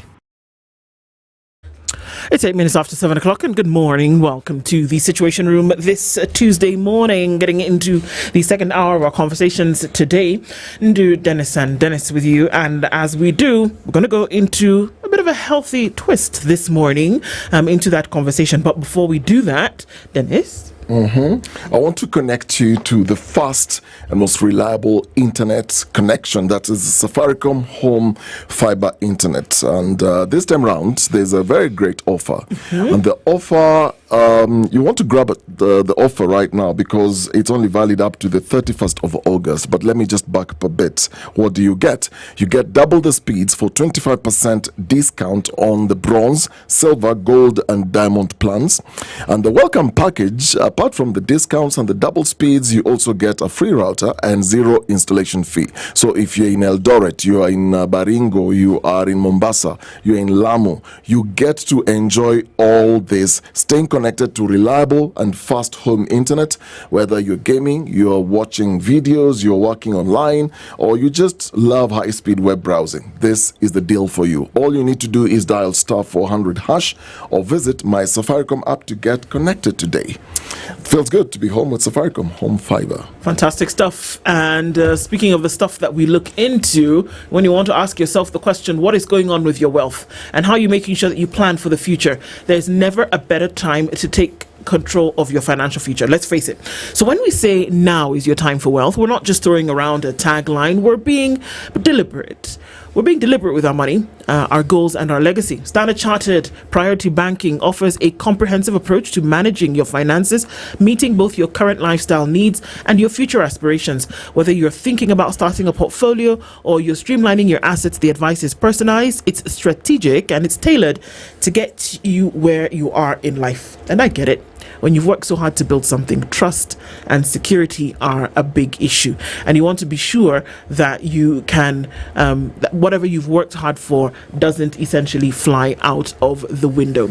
Security becomes everything. You want a partner who's not just competent but consistent, someone who protects what matters and helps you grow it. And that's what you get with Standard Chartered, a solid, trusted partner who understands wealth isn't just about money. It's about the people, values, and futures behind it. So what I need you to do today is email wealth.ke@sc.com to begin your journey, because your time is now. And this morning we get into a conversation as it's one that folks talk about all the time, and increasingly so, what you should do in terms of interventions. Joining us in the studio this morning for a conversation around bariatric surgery, which is an effective option for weight loss in Kenya, is Professor Almantas Malekas. He joins us this morning. Good morning, Professor. Good morning, Jambo. How are you doing? Very good, thank you. Well done. Karibu sana. To the Situation Room. You're in the hot seat of the Situation Room this morning, and we're going to be looking into this bariatric surgery, which you're going to tell us all about. But before we do that, Dennis takes a trip around the continent every week. He comes back from a different African country and shares a proverb. We would like to hear your interpretation of that. Great. So, proverb today comes from Botswana, a beautiful country whose economy is fueled mostly by the diamonds from the mining sector in the country. But it also has incredible and interesting people there. We call the indigenous hunter and gatherers with a rich cultural heritage, especially known for their Click language. They're known as the Sun people or the Bushmen of Botswana. They also have iconic ancient trees that are part of Botswana's landscape and folklore. We're talking about the baobab trees in Botswana, which continues to make the landscape there look beautiful. But let's go straight to our proverb today. You cannot chase two antelopes at once. You cannot chase two antelopes at once. How would you interpret that? Okay, yes. It's a good question. It's usually, when you are doing some job in your life, you are good only at one thing. So this is while, for instance, if I look at my life and like my career, so I am a high-performance surgeon. And this is a little bit similar to high-performance athlete. And what does it mean? You have to train a lot, you have to be focused. This is a lot of hand-eye coordination. So it becomes, the profession that I have becomes like your lifestyle. So you cannot chase anything else, for instance, in my life, than this my occupation. And I'm also a human being as everybody else. I have obligations to the family. I have emotions. I have, feelings. I have everything that makes us human being. But on the other side, this like surgeon, being a surgeon that is doing a lot of surgeries, gives a stamp on you that you have to live a certain life and you have to chase only one antelope. One antelope, yeah. Fantastic. All right. So let's get into our conversation this morning, and we are looking into bariatric surgery, which I'm sure you have all the bells and whistles in terms of then sharing definitions for us. Conversations that we've had in the past, but obviously it is a thing of the present. So you talked about yourself being a high-performance surgeon, but specifically for this, is that the kind of surgery that you are involved in when it comes to weight loss surgery? Yes, this is my focus actually. I'm more a wider surgeon. I'm a general surgeon, but with a particular focus on bariatric surgery. Okay. And the bariatric surgery is something that is already done about 70 years, but it became very popular at the turn of the century. Why? It's about in the years 2000, because it started coming a new technology like keyhole surgery, and there started coming also a new technology like special devices, staplers, that enables us to do this surgery. So at that time I was a young surgeon, and I started being interested in bariatric surgery, and I have done my training and fellowships in Sweden. There was at that time in Sweden and in Gothenburg, there was a very good place to be trained. Why? Because there was working one professor who was the first in Europe, second in the world, to do complex bariatric procedures in keyhole surgery. So when there, I stayed there, and I must say that I still work 25 years there. Okay. And beside all this, I am a very international surgeon. I do surgeries, and I am a visiting consultant for bariatric surgery for Ministry of Health of United Arab Emirates. And I'm in Kenya already for 8 years. So this is a little bit how it's going and where my focus is. Okay. What is bariatric surgery? Bariatric surgery is the surgery that makes you lose the weight through reducing your stomach. But it's only a very mechanistic approach. I mean, when you're understanding, okay, we are coming in, we are cutting your stomach. But actually, with bariatric surgery, we change a lot. Why? Because our gut is in very close communication with our brain. I don't know if you know this, but the gut releases a lot of signals. And not less mechanical signals when we eat a lot and we get bloated. But it's also like hormones, that molecules that signal satiety, hunger sensation to our brain. And interestingly is that by doing bariatric surgery, we change anatomy and we increase the production of these molecules that are responsible for satiety and reduce the production of hormones that are for hunger sensation. So we get a balance, because if you talk about overweight or obesity, what you need to know that about 60 or 70% of obesity is in our genes. The rest is in our environment. And we understand that somehow we can try to manipulate our environment or change the environment, but to change the genes is extremely difficult. And when we have a patient or people who has overweight, that means they have, and research have found that they have a different balance of these hormones. They have hunger sensation more and less satiety. By doing a surgery, we change this, normalize. And even now, if you heard, guys, about injectable medications, all the world is going crazy, yes, about injectable. It's Mounjaro, Ozempic, whatever. And these medications are also the medications that reproduce these molecules, these hormones from the gut. So you do injections, but when we do surgery, we create the situation where as soon as you eat food, your own bowel produces natural hormones, not injectable, but natural hormones. So this is a difference. Okay. I'm just curious. There's a lot to unpack from what you've just said. So my understanding is you say there are two hormones. So there's what then makes you feel hungry. So are there people who have more of that where, even after eating a meal, 30 minutes later they are hungry? I know people, Aseto will eat, and after 30 minutes he wants to eat again, for example. Another 45 minutes he wants to eat again. Does that then mean that he has more of those hormones that then cause hunger more faster than anybody else? Yes. We have to go, even deeper. There are two different types of the hunger. There is physical hunger and it's emotional hunger. And when we are talking about physical hunger, we are talking about these molecules. Yes, and not only these molecules, we are talking about the sugar. Sugar is a very powerful system that drives your hunger sensation. Why?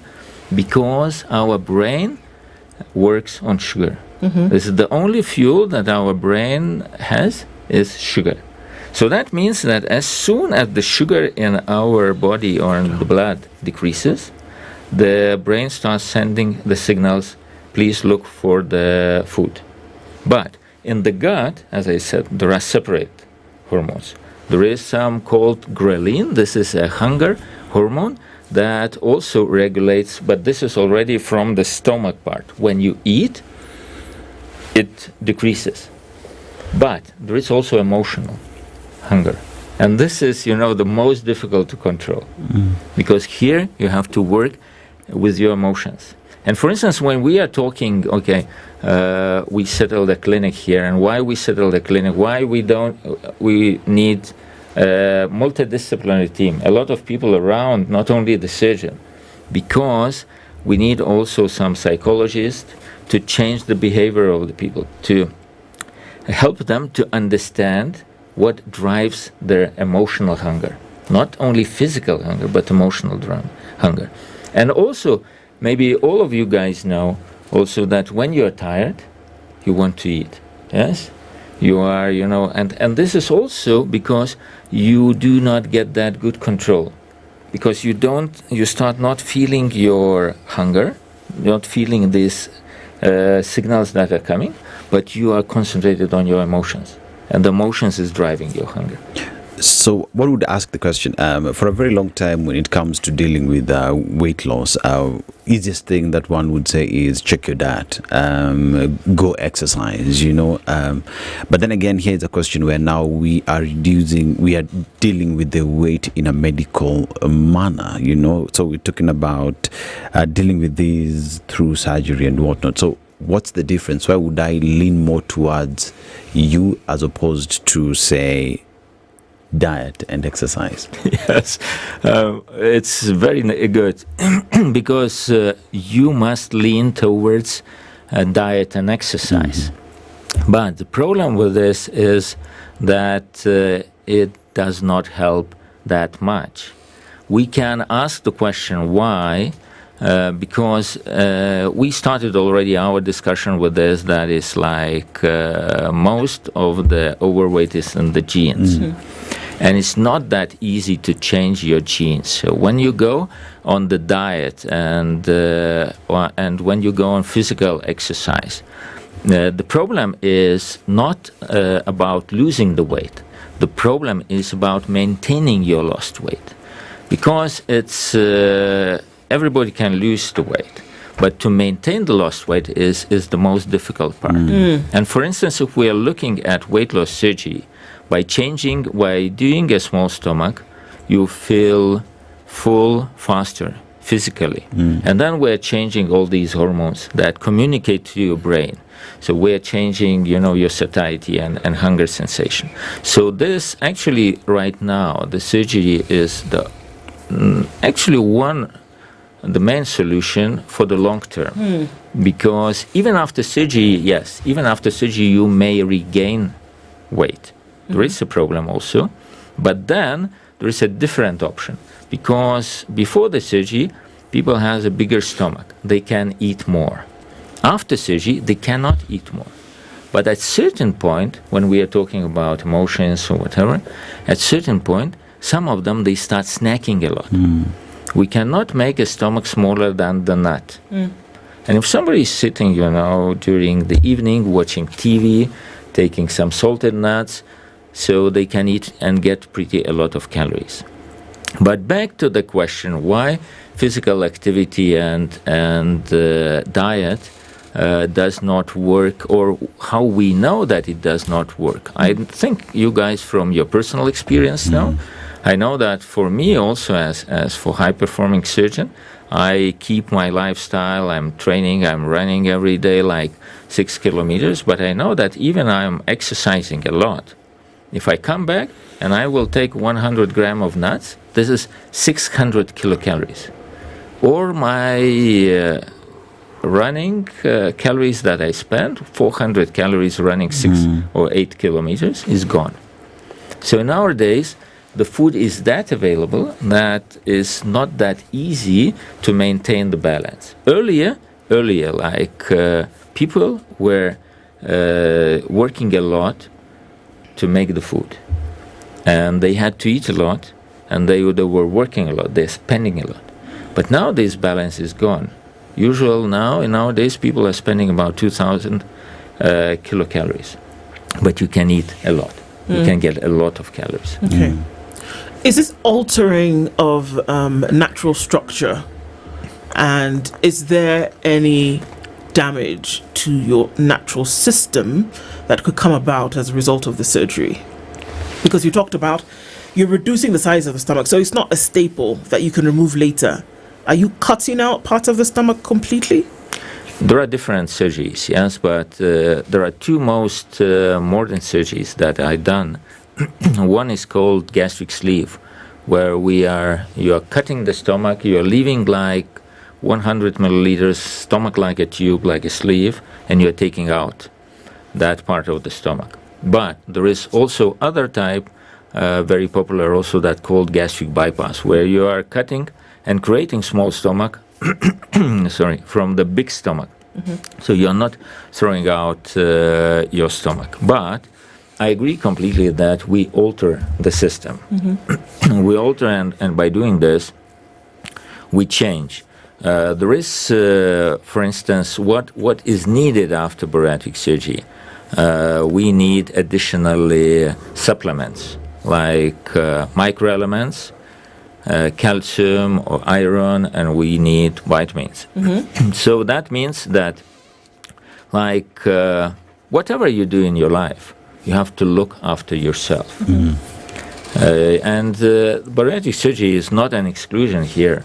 If you get this surgery, so you have to follow recommendations and to get a follow-up, and this is what we are providing also. Providing, for the long term,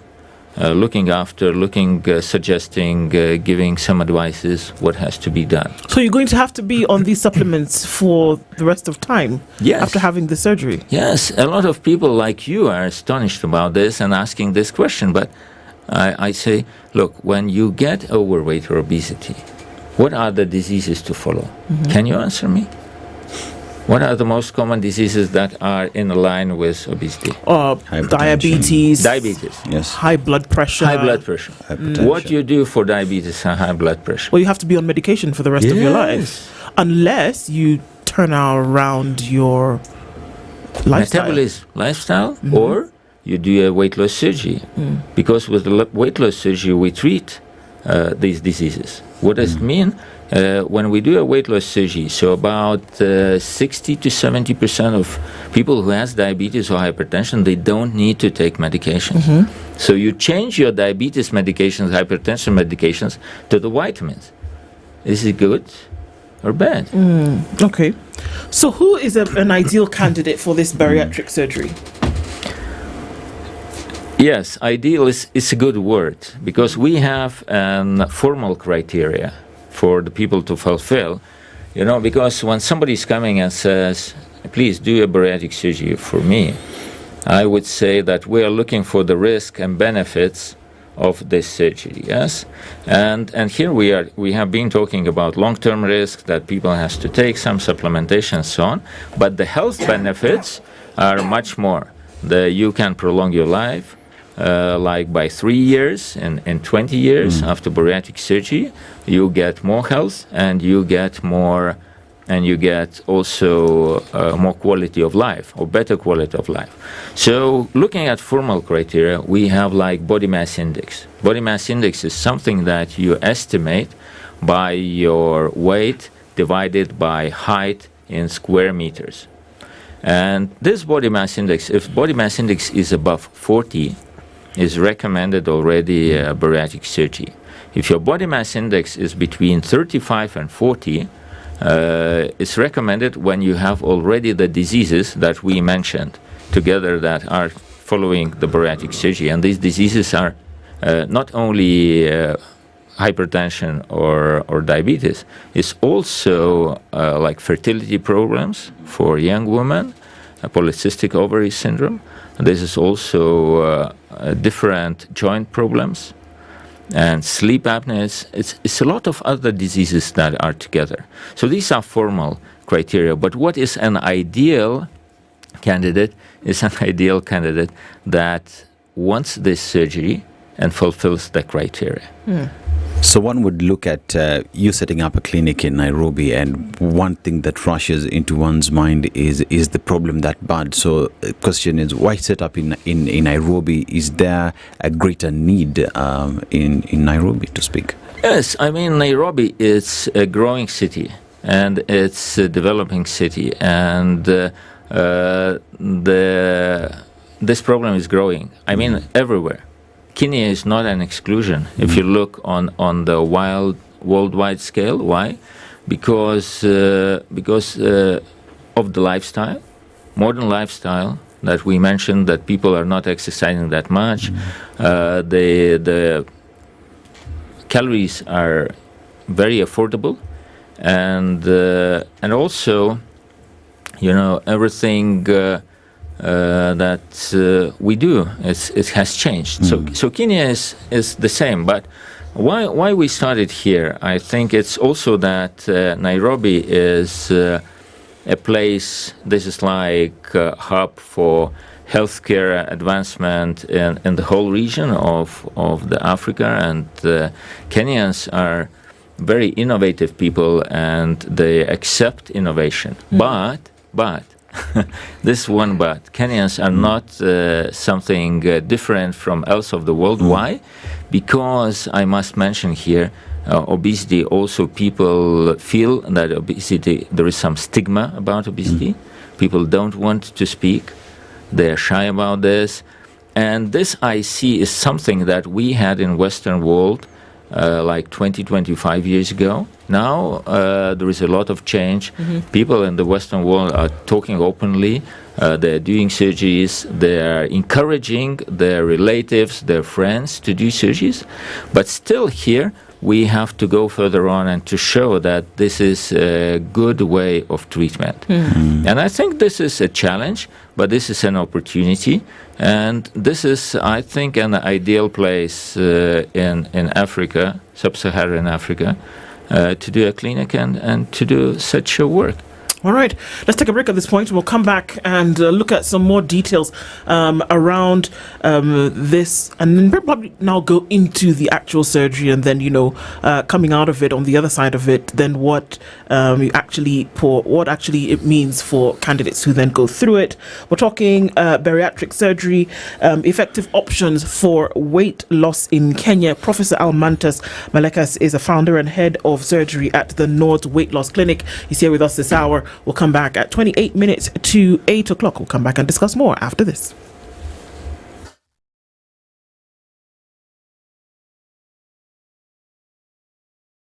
This is the Situation Room, the only way to start your day.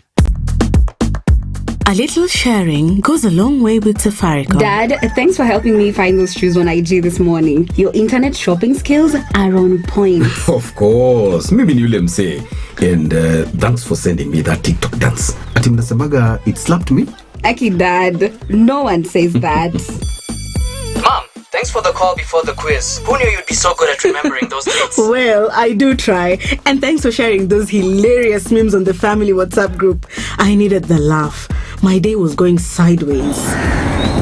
And when they come home, the connection gets even better. Guys, the show is starting. Are you guys ready? Just a minute. Let me finish this online course. Almost done with my game, Dad. Just after I beat you. It feels good to share with Safaricom Family Share from Safaricom Home. You can now enjoy a home fiber connection with a voice, data, and SMS plan that can be shared with up to 5 members of your family. Experience the convenience of paying for your home internet and mobile plan on one bill. And what's more, you get up to 20% off on your mobile connection with more value for you and your family. Dial *400# or go to My Safaricom app to add Family Share to your Safaricom Home Fiber. Can you grow your wealth anywhere? Anytime, without the right partner? Imagine expanding your portfolio with investment opportunities globally, while protecting your wealth and legacy. Standard Chartered's unique global network and deep local insights give you unparalleled expertise anywhere, right now. Now's your time for wealth. Join Priority Banking today. Mature, intelligent talk every morning. Spice up yourself.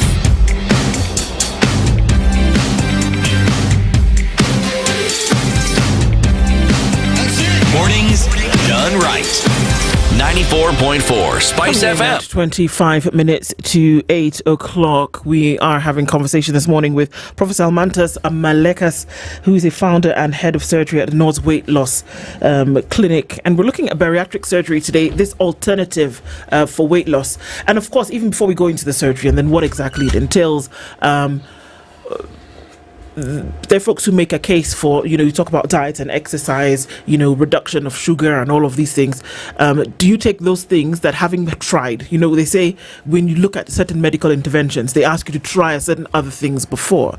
Do you say try this first and if it doesn't work, then come in and get the surgery, or what does that process look like? Yes, absolutely. It's surgery is, I always say surgery is the last step. Yes, because you have the whole weight loss journey. So definitely we're asking for everybody who's coming for weight loss surgery to have tried everything else. We do not accept if somebody have not tried some diet or have not been doing exercises or at least have not tried some other treatment methods. So this is a must. Why? Because this is an important step in somebody's life who is going for a surgery. They are changing, as we were talking, they're changing not only anatomy, they have to change their lifestyle, they have to adapt. And this is very important that you have shown your motivation. Why? Because if you are just jumping into bariatric surgery without any preparation, it could be very difficult. Very difficult. Why? Okay, let's see a little bit what has to be changed after weight loss surgery. Some people think that it's really very dramatic, but I would not say that much. But still, you have to follow certain nutritional recommendations. Why? Because when you're losing your weight, you're losing not only the fat tissue, you're losing the muscles. And this is about maybe 20% or 15% of all lost weight is the muscle mass. And now imagine when I said that bariatric surgery is recommended for somebody who has body mass index 40. So that means that that person has about 50 kgs over normal. And they are losing with weight loss surgery about 70 to 80% of excess weight. So in this situation, they're losing about 40 kgs. From these 40 kgs, we say that maybe about 6 to 8 kgs is a muscle mass. So that's why it's very important that people shift after weight loss surgery in their diet. They shift more to proteins and exclude more the carbs and do training. So we are also providing all these support, after the surgery for nutrition. But I want just to say one thing, because a lot of people who maybe would like to go for bariatric surgery, they are afraid about the lifestyle changes. And I hear this question from the people who say, look, if I will do a bariatric surgery and I want to eat as much as I want to eat now, how I will feel then, and will it be possible for me to go through this? But I always say that the same as we started talking in this program, that we are changing. We're changing some gut hormones, we're changing perception and so on. So by doing this surgery, the people are going through a transition, but this transition is by the help of professionals. It's not that a big deal. It's rather easy to go through, but you have to have a follow-up, and you have to have, advices. Okay. Prof, my question will sound like a very layman question. I'm just trying to picture somebody who is obese. And a lot of times the issues are also beyond stomach. So you've got a lot of fat around the stomach area. So my understanding is the procedure then is to reduce the size of the stomach. Then what happens to the fat layer? And what happens to the fat on the arms, for example, or the neck area, or the thigh, leg area? What happens to the rest of the body once you've reduced the size of the stomach? Yes, when we are reducing the size of the stomach, you're losing the weight, but you are losing the weight slower. It's not like very dramatic, like you lose within 1 or 2 months all the weight. After surgery, you are losing like the weight in about 1 year. So that means that your body adapts. So what's happening to the fat? It melts down. It melts down slowly. It's disappearing. And especially the fat that is inside the belly, because, for instance, ladies, they have most of the fat under the skin, but males, they have most of the fat inside the belly, and the belly fat is the most dangerous. This related to diabetes, hypertension, and so on. So by doing surgery, it melts down. Repeat that again. Yes. You're saying the fat in the women is under the skin? Under the skin, subcutaneous so-called, under the skin. But in males, this under your muscles, inside your stomach. So this is a different situation. Because when you see somebody, the male, that has a huge belly, their abdominal wall is rather thin, and the muscles is thin. Everything else is inside your belly. So then it's difficult to lose that fat. If you are losing, if you are losing weight, it's not that difficult to lose. But this fat is more dangerous. It's causing the fat inside your stomach is more dangerous for your health. For diabetes, for hypertension, for fat problems like fat cholesterol in your blood and so on. So this creates more problems to you. And so how quickly does one then get into a training, into training after somebody's done the surgery? This is good with modern technology. When we are doing this surgery with the keyholes, that is 5 small keyholes. So already 2 hours after surgery, you stand up. Sorry, explain, what are 5 keyholes? Keyholes, this is like 1 centimeter small incision. In your belly. Small incision in the belly. Five small incisions, and we are going with a special camera inside the belly. We inflate, put some CO2 gas, and we have a camera. So on the screen, we see the organs inside. And then we are coming with the long instruments, and we are working inside through the distance. Okay. We are not touching directly. It's not invasive.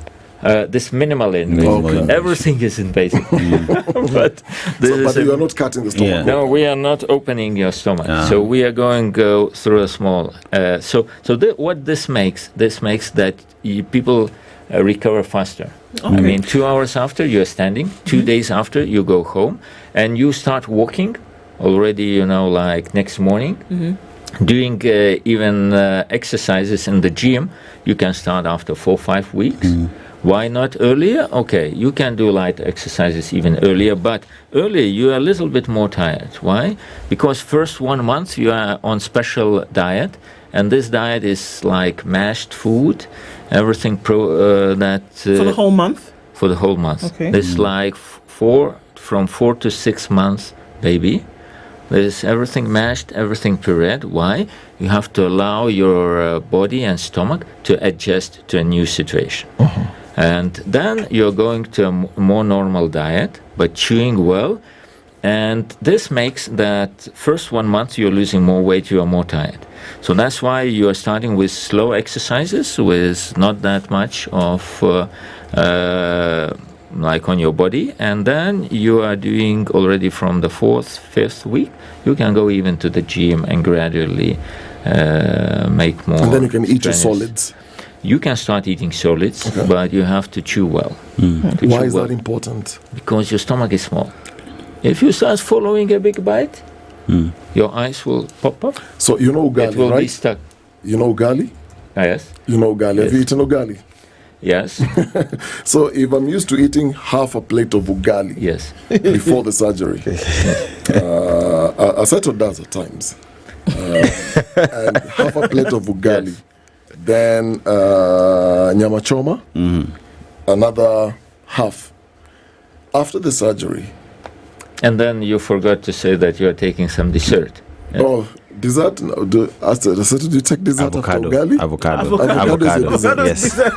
Yes. Okay, here we go. Avocado ice cream. Avocado ice cream. Yeah. And so after the surgery, this is before the surgery. Yes. That's what Aseto does. Then after Aseto goes through this surgery, that's 80% of his stomach, for example, gone. Yes. So the quantity on the plate then will be automatically reduce. Yes, it will be about, if you imagine, the normal portion will be somewhere about 200 grams. Total? Okay. Total. 200 grams? That's 200 like grams. this. Yes. And that's No, it's like two. It's like two of my fists. 2 fists, yes. So sorry about that ugali. Yes. Aseto, so ni kaugali, let me speak to him in Swahili. Ni kaugali kadogo. Na nyama nyingi. Na kanyama. Mboga. Na tunyama tutatu. So that's for the rest of your life. Yes. It's unless you eat very slow and the whole evening. But this is not recommended. After surgery, it's recommended to eat in portions. Yes, not to start eating like snacking all the time. So you can't do that, can you? Snack? You can't, because now there's no space. There's no space. Yeah, I would imagine if you've had this meal of 200 grams, yes. How long does that mean? What's the normal digestion process? No, but this is what you need to know. When you have a stomach now, so you eat, the food hangs in the stomach. But when you have reduced stomach, as soon as you eat, food empties very fast into the bowel. That's why you are getting also satiety faster, because the food reaches bowel faster. And from the bowel, signals goes to the brain. So that means that you can eat about 200 grams. But after 200 grams, you will be full. But it depends what you eat. If you eat like pasta, rice, or whatever, like carbohydrates, so after a few hours, you may be hungry again. So that's why it's recommended more to eat proteins after the surgery, like meat, fish, chicken, and vegetables, just to be away from snacks and to reduce processed food. Okay. Yes. So, Doc, when you talk about all this, there is the aspect of your body was used to a certain living a certain way. Here's a question where you've reduced my stomach now, the body has to adjust to that and all that. So how long does it take for me to feel comfortable in this new stomach and body? Because then my ugali has reduced and everything has gone down. But when we are talking about ugali and reduction, we are talking about emotional hunger. Yes, we are not talking about physical. We are changing your physical situation. But the physical situation does, when you have a small stomach, you have eaten 200 grams, and it's maybe equal to 2 kilograms of ugali now. So do you guys eat 2,000 grams of ugali? Some people, you'd be surprised. You're surprised. Yeah, I know that. I know, but this is not a common thing. Yeah. I mean, it's not a common practice that you always eat a lot and then you feel a lot of discomfort, because we still are living our lives. We need to live, we need to work and so on. We need to be in a good shape. So this is what we are talking about, that we should live not for eating. We should eat for living. For living. Okay, I want to go back to this because you talked about, what you do after the surgery. One would imagine that you do the surgery up and about and you go back to normal. You're not.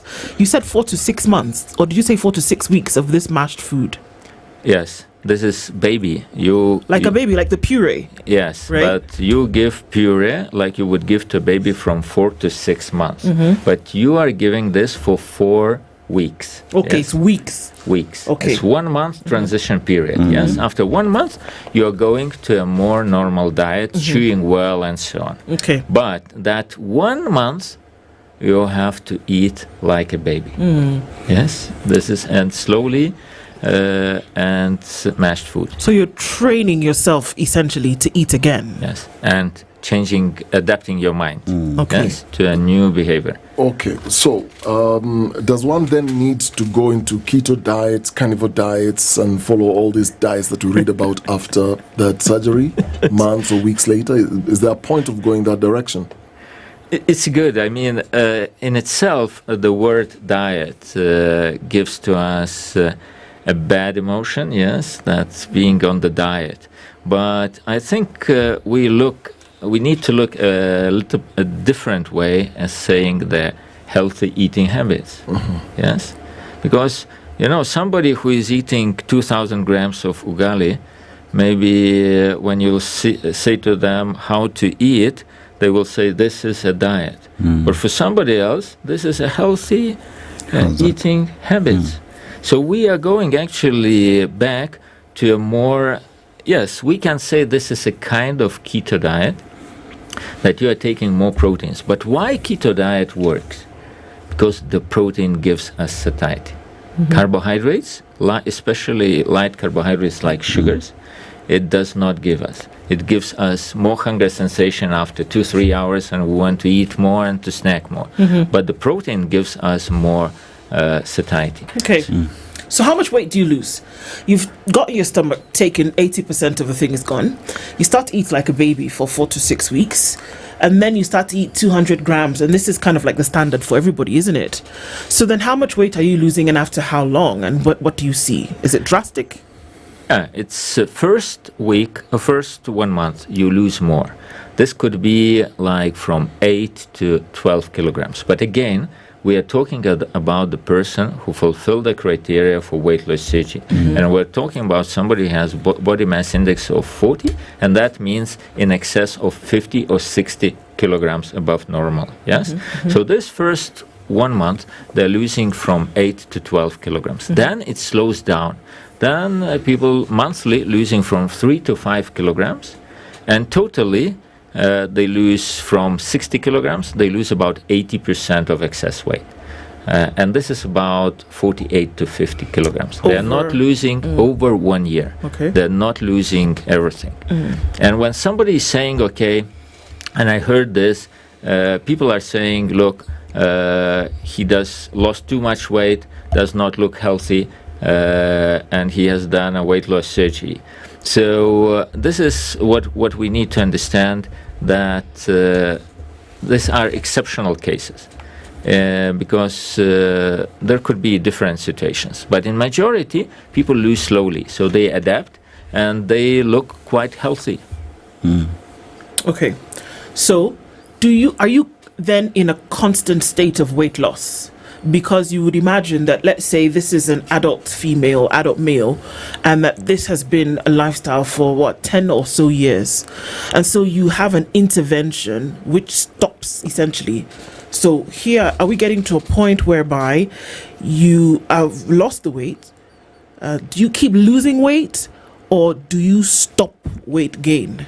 Yes, you stop weight loss because your body starts balancing. And I say you are not losing everything, like not all your overweight. You are still plus, maybe 10 to 15 kilograms plus. And this is not the goal with weight loss surgery, that you should lose everything. So you are still plus, and the body balances. And then there is, again, 3 to 4 years. This is like golden age of weight loss surgery. What does it mean? You balance your body, and whatever you eat, you are at the same level of the weight. But if you don't change your eating habits and lifestyle, after 4, 5, or 6 years, you can start regaining the weight. How do you do that if your stomach still remains at 20% of its... Snacking by berries, nuts, chocolate, milk products like cheddar cheese, biscuits. So how would you go back if you've already removed 80% of the stomach? Right? You mean how you go back by regaining the weight? Yes. How do you regain the weight? By snacking, by small calorie-dense snacks. Because, your stomach is small, but the snack is smaller than your stomach. Berry, like grapes, they have a lot of calories. Nuts are the most calorie-dense product on earth. That has 100 grams of nuts, 600 kilocalories. Then you have chocolate. That also, when we are hungry, we want to reward yourself. You're taking some chocolate. Then there is a cheddar cheese, concentrated in calories, biscuits. And when you start coming back home, when you come back home tired and so on, you want to please yourself and you sit at the TV and you start snacking, you can snack a lot, even through the small stomach. And this is again emotional eating. So here's the question where I've come to your clinic, I've gone through the surgery, I've lost the weight, I've started gaining it.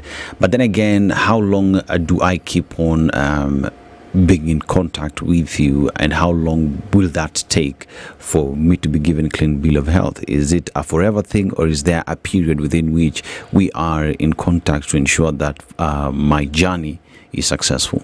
Yes, this is usually what we do, or what is the follow-up of the patients after surgery. That first 1 month we meet like 3 times, one time at 1 month, 6 months, and 12 months. Then we meet yearly, and then we meet every 5 years. So why is important this first 5 years? We as a clinic must help you to create your healthy eating habits. And we are looking for the weight loss. And we are looking if there is any problems, could be problems or some with weight loss surgery that we need to correct. If somebody is losing too much, we are advising how to go to a more normal diet, how to take more proteins and so on.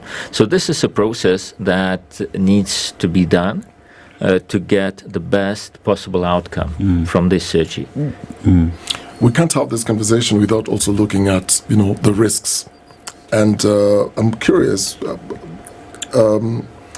what are the risks that are involved in bariatric surgery, and how does your clinic, Nod's clinic, then help somebody in their weight loss journey? Yes, everywhere. And when we are talking about the surgery, we need to understand that every surgery has some risk. I mean, even if you cut your finger, it could be some bleeding, it could be some infection. I mean, with the surgery, the same. But what I want to say also, really very clear, that with the modern technology that we were talking with minimal invasive surgery, with technology that called mechanical devices, staplers that cut and make mechanical sutures on your stomach and so on, that all this, what we use, we can reduce the risk of surgical complications significantly. And this is at the level, bariatric surgery is rather complex surgery, but in experienced hands, and that's why what the nurse is providing is providing experience of more than 15,000 surgeries. And in experienced hands, you can go to the comparable risks as with other surgeries like, for instance, taking out the gallbladder, cholecystectomy, or doing a hernia surgery. So weight loss surgery at the similar level of the risks. And then what we provide also, we provide extremely skillful team of surgeons that even if there is some risk of complication, we fix it.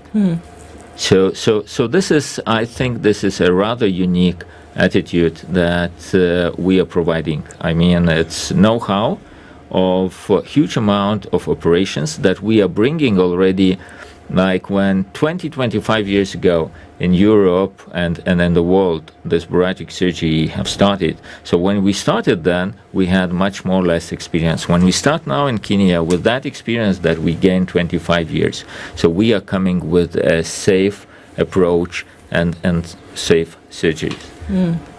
So are people picking this up more and more in Kenya? Obviously, establishment of a clinic in Kenya. Do you find more and more people coming to inquire how they can get this done? Yes, absolutely. This is a very growing interest. And I think this is what we have to do also with conversation today, to show for the people that this is the right way to go if you have this problem. Yes, there are certain conditions that also you gain health, you gain more of the quality of life. And not the least, you gain more years of your life. Okay. I mean, it's always interesting to hear how all of this can work out and what it can actually do for your body. Healthy lifestyle is essentially what everybody is aiming for, one would imagine. And so finally, in just a few seconds, what would you contribute? A healthy eating? Would you still advocate to healthy, clean eating, even through or before this? For sure. I mean, it's even before. I mean, guys, always when we are talking about the diseases, it's better to prevent the disease than to treat the disease. Absolutely. So for sure. So everybody, I would say, exercise more, eat healthy. But if you already got the disease, you have to treat. And please look at the treatment methods that are most effective. And currently, bariatric surgery is the most effective treatment. Professor Almantas Malekas is the founder and head of surgery at Nord's Weight Loss Clinic. We've been talking bariatric surgery this morning as an alternative to an effective option for weight loss. Thank you for being here in the Situation Room this morning. Asante Sana. Looking forward to more conversations. Good morning at 8 a.m.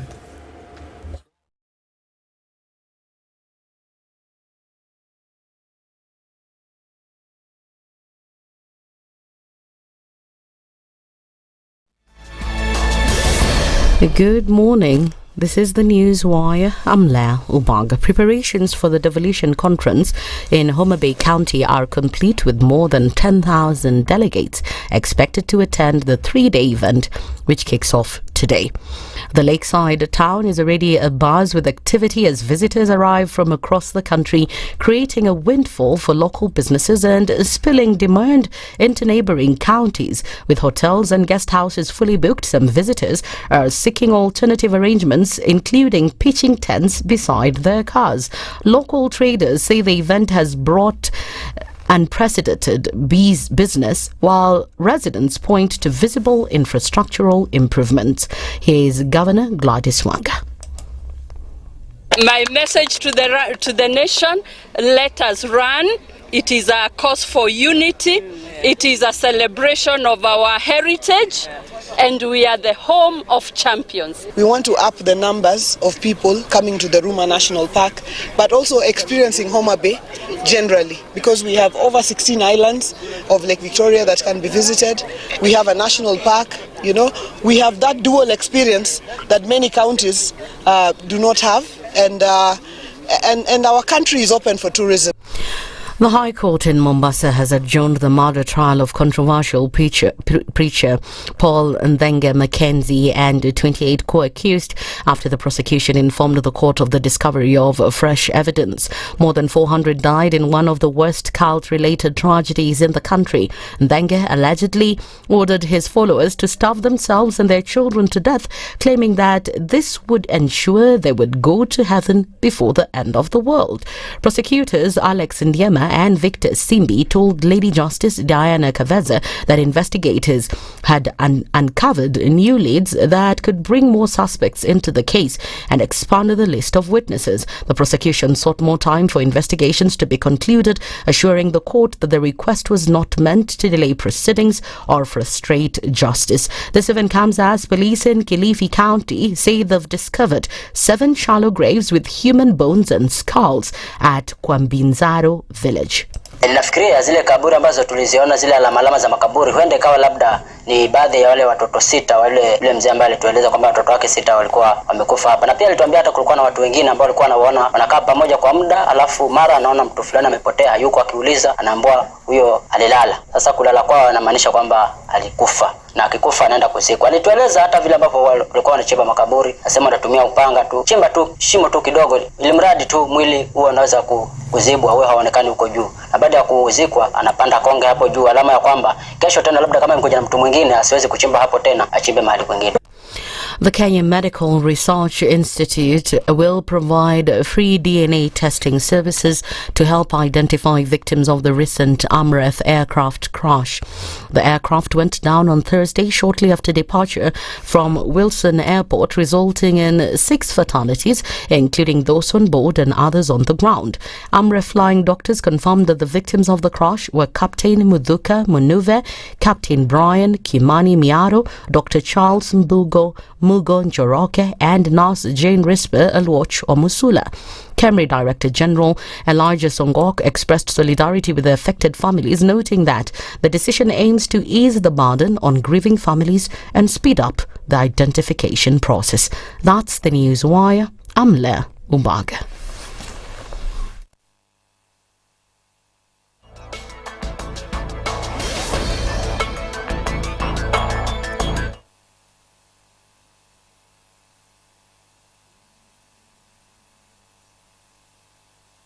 .5 Spice FM Kisumu. One of the things that are in our country is negative ethnicity. You find you as a state officer, instead of thinking as a Kenyan, you think like a tribal person. Let me tell you something. The biggest problem we have had in this country is a leadership deficit. There is nothing that you are going to do in the process of change if you are not a risk taker. So you really have to pursue your vision to a logical conclusion and even be ready to step on people's toes. When it comes to the economy, you can't run away with it. They say statistics are like bikinis. They reveal a lot, but they conceal the vitals. And so government people would throw statistics at you and tell you they're revealing a lot of information to you, but it's really concealing the real vitals. We need to get out of that, because when we want to grow our democracy, one basic thing that really requires to be understood by the political class, by all of us, is institutions are critical. This is the Situation Room, the only way to start your day. Good morning, and I love your show. Thank you. Having come from a Kikuyu radio background, I migrated to Spice because of the content. I was born in a slum, but somehow I got a break in life. So sometimes when you see the sweating coming out because of the passion and whatever it is, behind the noise, there are people, and we share the same umbilical cord. It shouldn't be like that. I am so disappointed. We used to tell Honorable Raila Amolo Odinga that he's doing politics of conmanship, and even President Uhuru Kenyatta, serikali hii ndio iko na conmanship ya hali ya juu. You cannot promise people that you reduce tax, then you double. In politics, there is the issue of trust. For you to turn around and then stab the same people who gave you that trust, there is no other level of dishonesty. Imabo, utaona dunia tu. The Situation Room, Kenya's biggest conversation. Mature, intelligent talk every morning. Spice up yourself.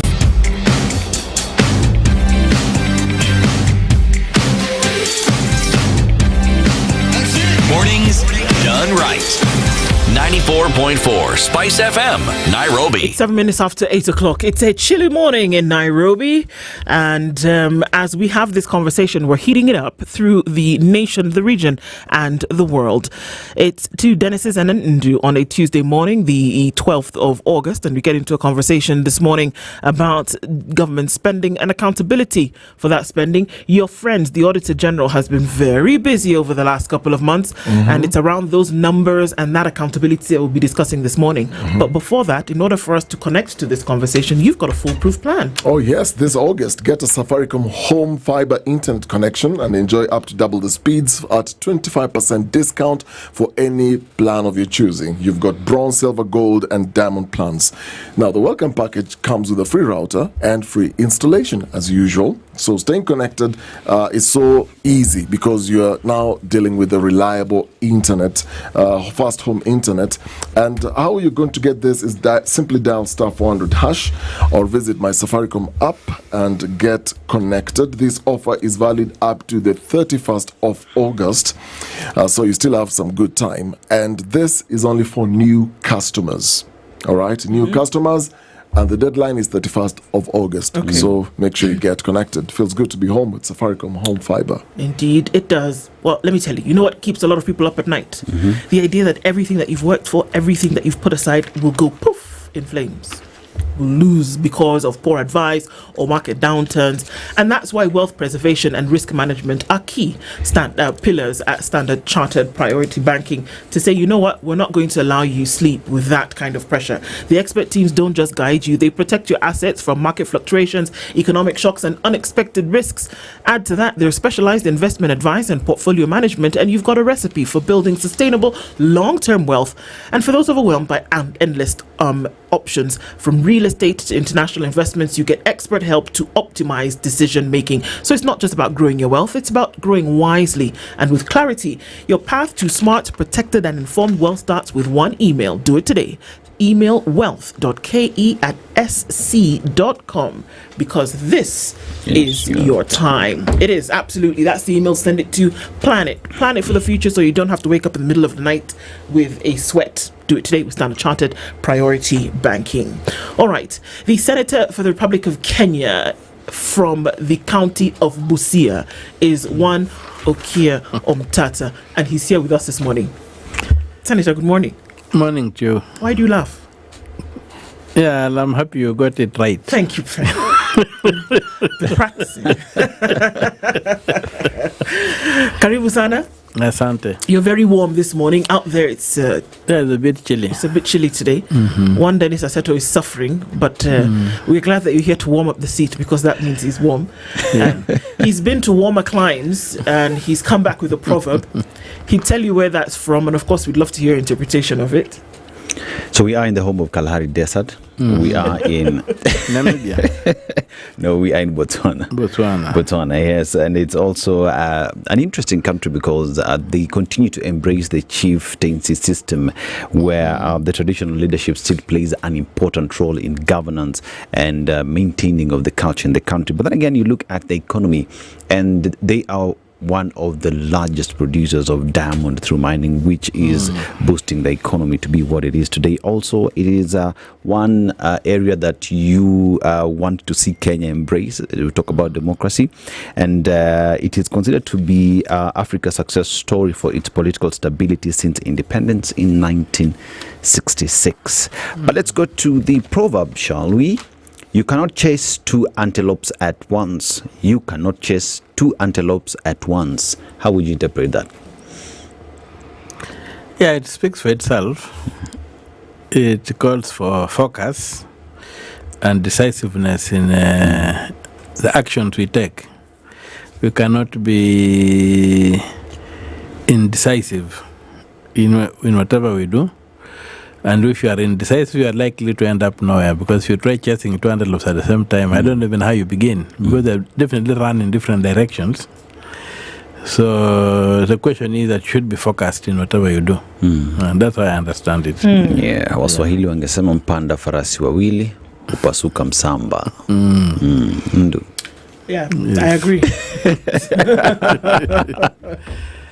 So, Senator, thank you for joining us this morning. Necessary for us to have. It's interesting because folks said, you know what, in all of these reporting that we are seeing, all the numbers that we are seeing flying at us, and with what we know is already an 11 trillion shilling debt, we need to have Senator Okoh Mtata in the room to then be able to shed some light on these things and for us to keep this conversation here.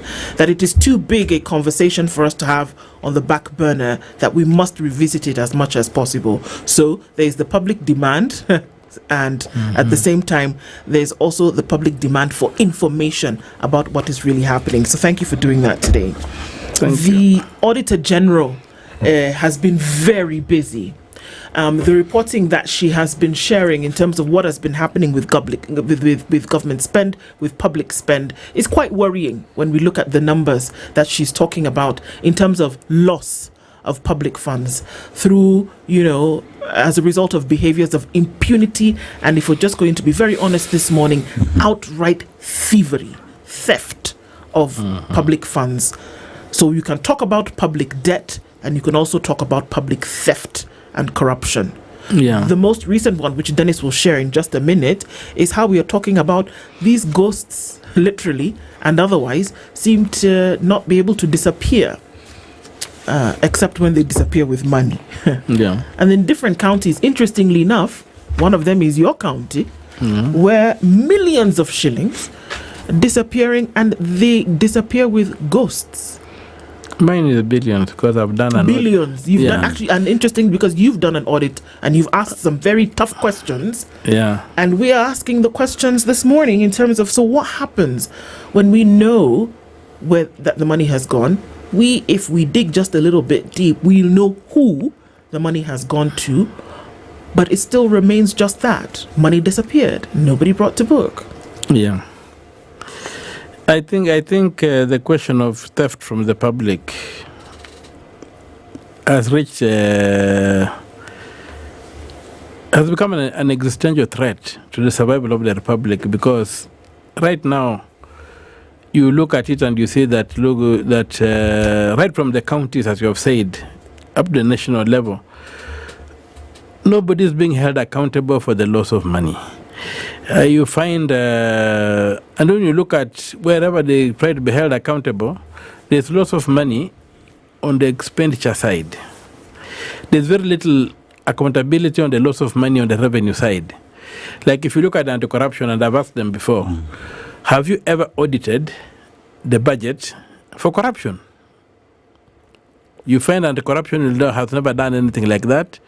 They're just engaged in running around after small things. The real theft is not done. You remember when the Eurobond thing happened in 2015 or thereabouts, the ASCC promised to do an audit and give us a report. To date, they have not done an audit, and the scam has risen from the 2 billion shillings then to now 2 billion USD dollars then to now $7 billion, and still no report from the ASCC.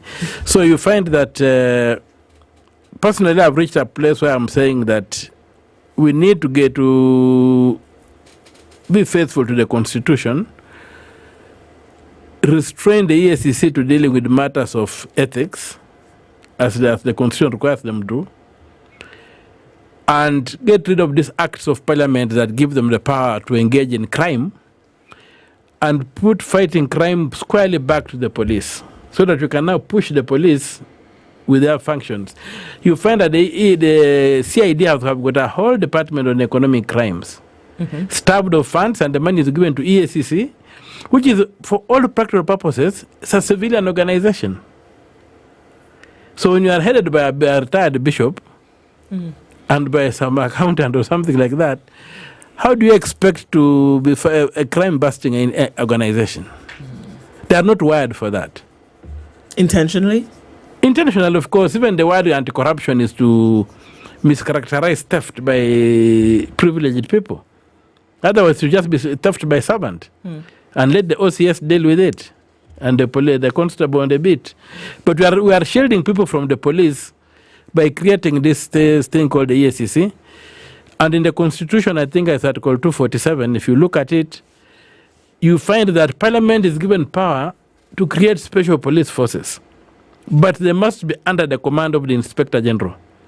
So if we want the EACC we wanted the EACC to play a role like that, I don't know how we would do it, because the EACC is supposed by Chapter 15 Commission. The EACC's mandate is defined in the Constitution to be one to enforce Chapter 6, which is a code of conduct, not a penal code.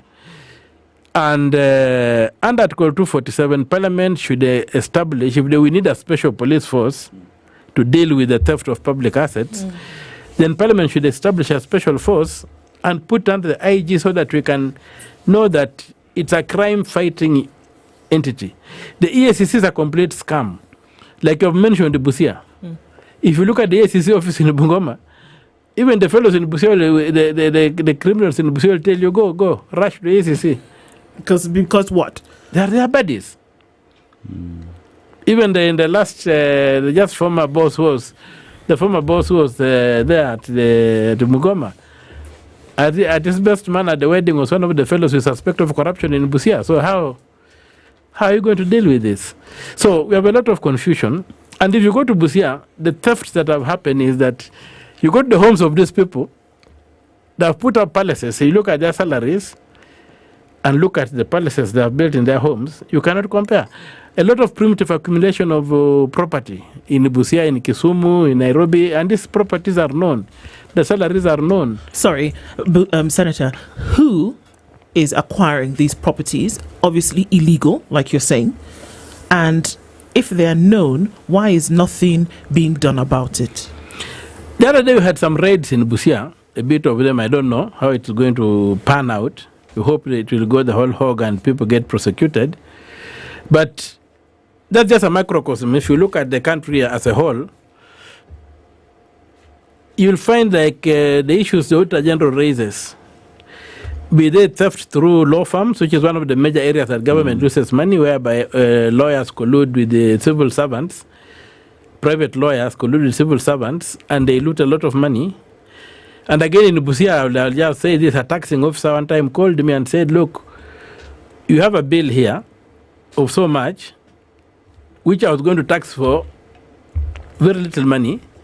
But before I could tax, they have come in with what we call a consent at half the amount, which is millions of shillings. When I was going to tax this thing, not more than 100,000, the county is going to end up paying about 20-30 million shillings because of that collusion. So one of the major areas of theft from government has been law firms, colluding with the officials and stealing.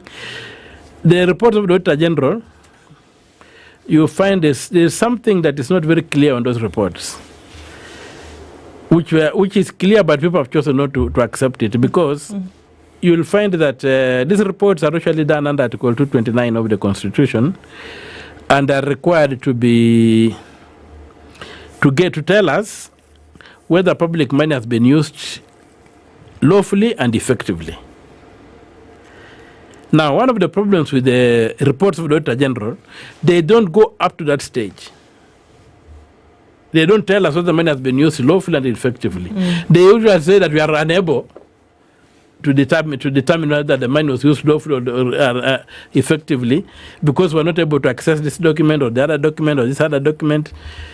And yet you'll find that in the Auditor General's Act, they have the power to punish when they find no documents at the point of audit. They never seem to invoke that power. So the reports themselves are woolly, and so they may be difficult to act on. Then number two, Parliament or the County Assembly is required to look at the reports within 3 months and act on them. Now, some people have gone to court to argue, and some courts have accepted that that means that the Auditor General's report is not complete, and therefore you cannot use an Auditor General's report to prosecute because Parliament has not acted on this. And you find like the National Assembly, I think, is about 4 years behind, 3-4 years behind in terms of the reports which are validated. So my own reading of Article 229 is that the Auditor General's report, if it is to tell us if money has been used effectively and lawfully, is conclusive. and cannot be reopened, maybe unless the accused party goes to court and contests the report. So if we were to get to an agreement that the Auditor General's report is a final document and that it's actionable in court, then it will be very easy for civic, publicly spirited individuals to pick up an issue in the Auditor General's report and prosecute it.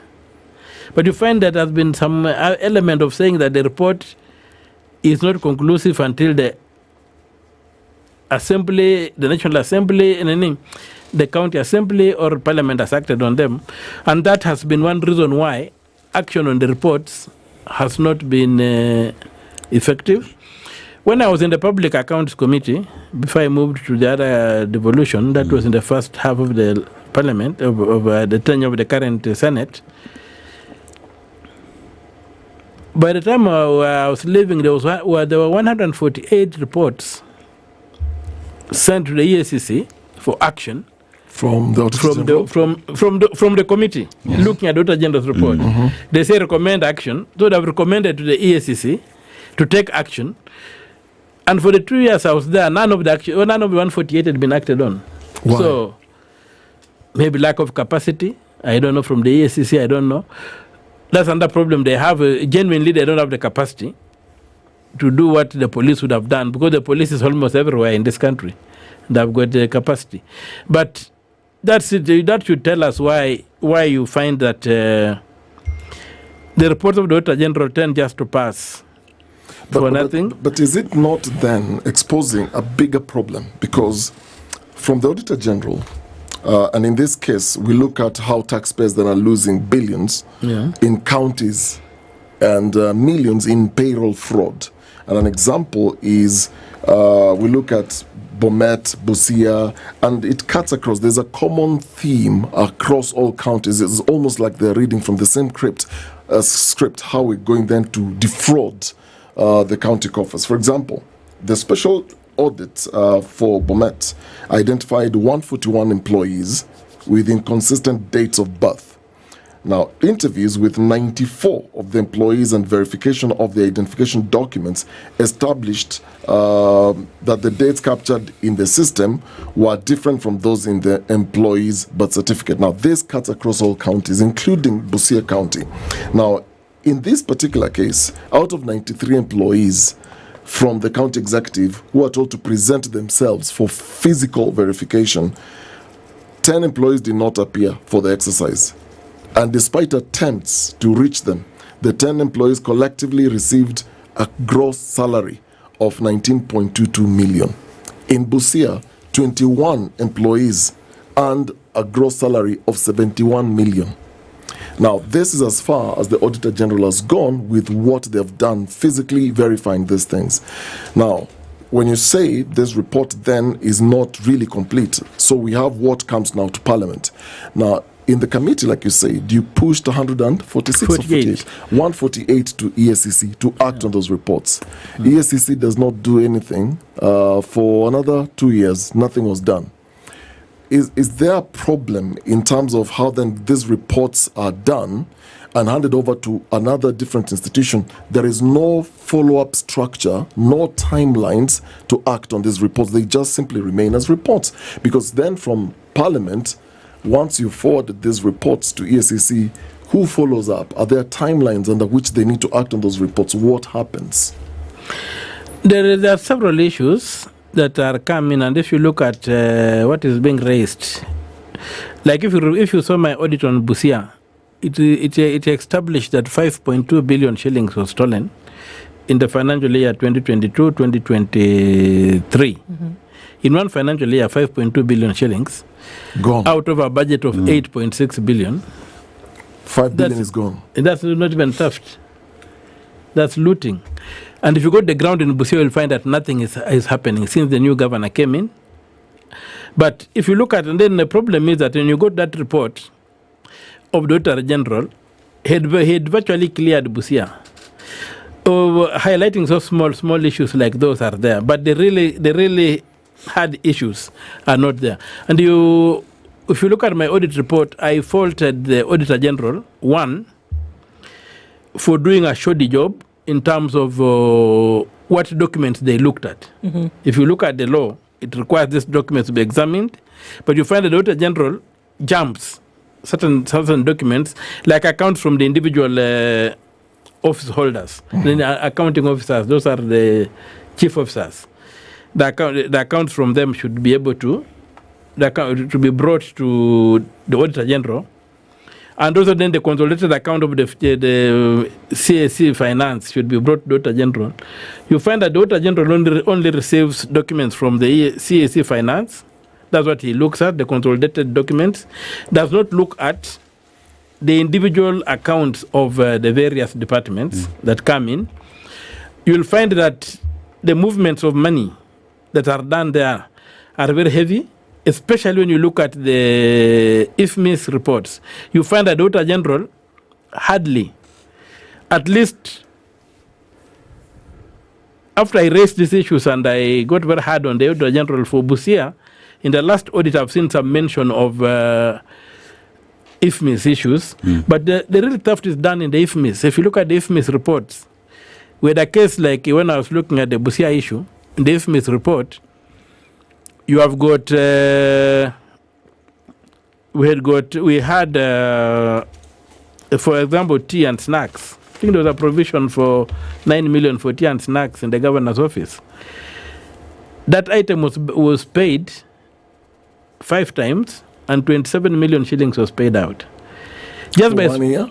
For 1 year. So it's 27 million shillings for tea and snacks. For only the governor's office? Yes. Not county? No, the county, that's the governor's office. So you come to you are dealing with about 2-point-something million per month. 2-point-something million a On tea and month. snacks. And is it actually tea and snacks, or does it cover hospitality? Just tea and snacks. Just the heading. Now, the vote head. What a further investigation would do was to ask if that money was actually going towards tea and snacks, and whether these were for delegations who were visiting the county office, or whether this money actually went to do something else or went into somebody else's pocket. Is there a way to find out? Yes, you can find out by looking at the IFMIS cash book. You'll know who was paid. But for me, the issue is that why was the vote split? The budget is 9 million. Why are you paying 27?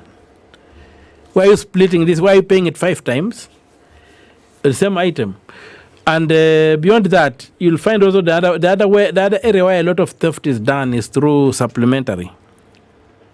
The government, if you look at Code 223, it allows for supplementary budgets, but it only allows one supplementary budget.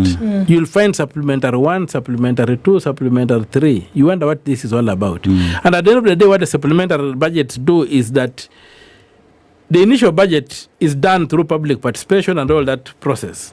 Now, through supplementation, the supplementaries don't go for public participation. So at the supplementary stage is when money is moved around. And that money then is appropriated, is usually taken from development into recurrent, and then it is taken out. It is stolen. So through supplementation, there's been that big problem. And it's time that we looked at supplementary budgets, how they should be done, because they are only allowed in situations whereby an issue was unforeseen or unavoidable. Unforeseen and unavoidable, or unforeseen. Emergencies that were not contemplated at all.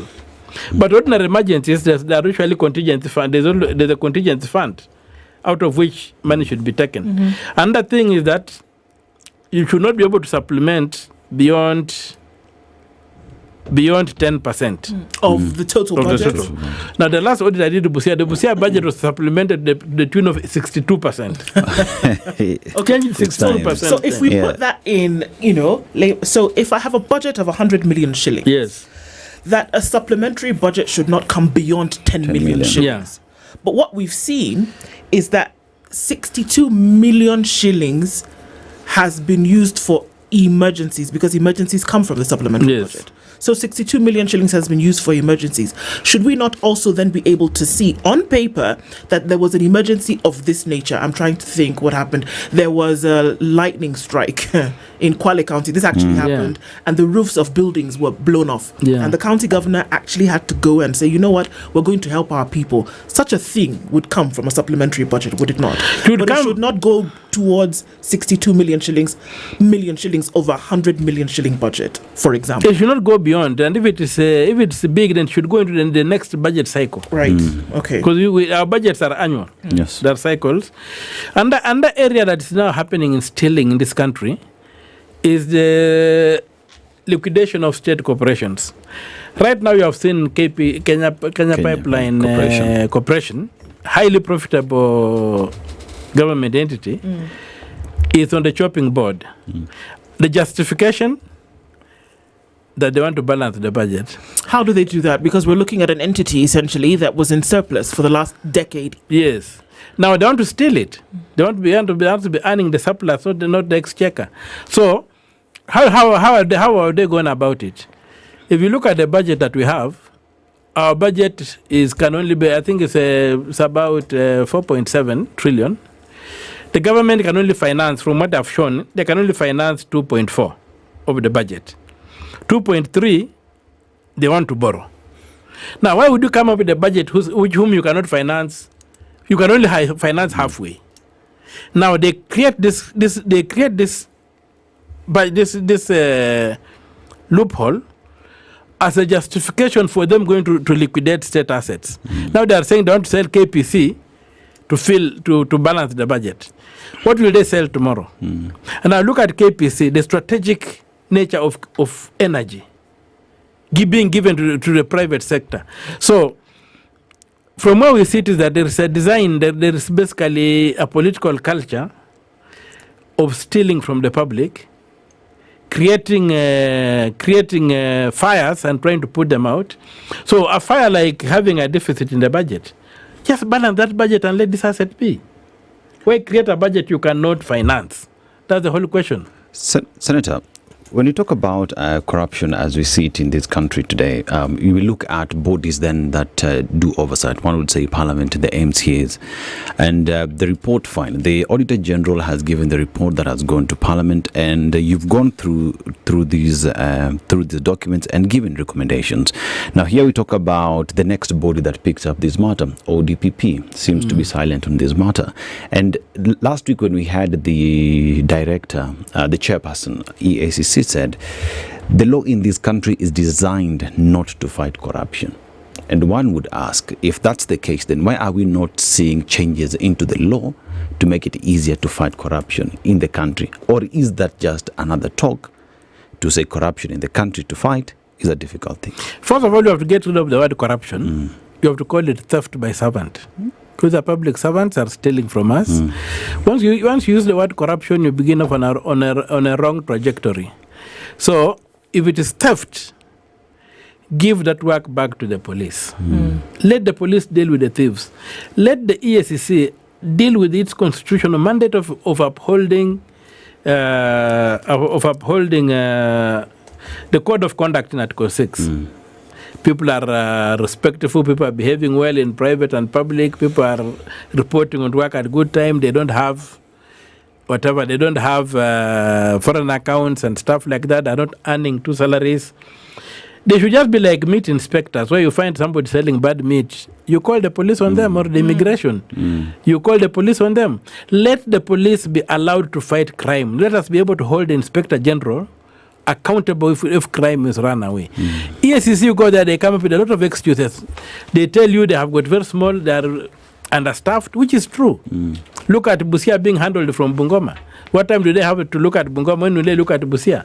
Yeah, and these are only a handful of people. So they don't have the capacity. Two, they even don't have the training. They have to go back to the police to get inspectors and investigators and stuff. When you say let the police, Senator, I'm a bit conflicted, because who should let the police? This is a headline on the Standard today about shielding Lagats. This is a totally different kind of story, but the structure or the character of the idea remains the same, whereby there is, a gentleman who was killed, as you know, in police custody, and that if anybody is linked to him, it seems as though that individual is being protected. Yes. So here we are, and we are seeing. It's not a fairy tale. It is the reality. The Auditor General doesn't make up these numbers. You don't make up these numbers when you go to Busia County and actually look at the books. They've been cooked money has been stolen. So it should be almost reactionary. It should be the next thing that you do. When public funds have been stolen, or when those funds have been used for something outside of what a budget demands, that the next thing is that there should be some prosecutorial behavior. It doesn't happen. So when we say let the police, who's to let the police? How is this supposed to happen? Yes. If we have a protectionist behavior. Yes, already you are seeing that there's pressure to get Lagat out. The public is saying, okay, this is a guy, DPP, whatever what we are doing is wrong, we are dealing with you. I would like the same thing to happen with corruption. Let us deal with the OCS, let us deal with these officers, instead of dealing with a body that when you go to it, you'll begin flailing its hand, saying it has got no capacity. Now, the question of Lagat is a question of structural corruption or the rot in the system. But you see, the issue is that the Kenyan citizenship are not letting it go. They are standing up and saying, this must happen. People have gone to court to demand that certain things happen as regards Mr. Lagat. And I think it's going. At the end of the day, the public is going to win against him. So we would like similar way whereby people can easily focus and say, okay, this matter was taken to the police on such and such a day, nothing was done.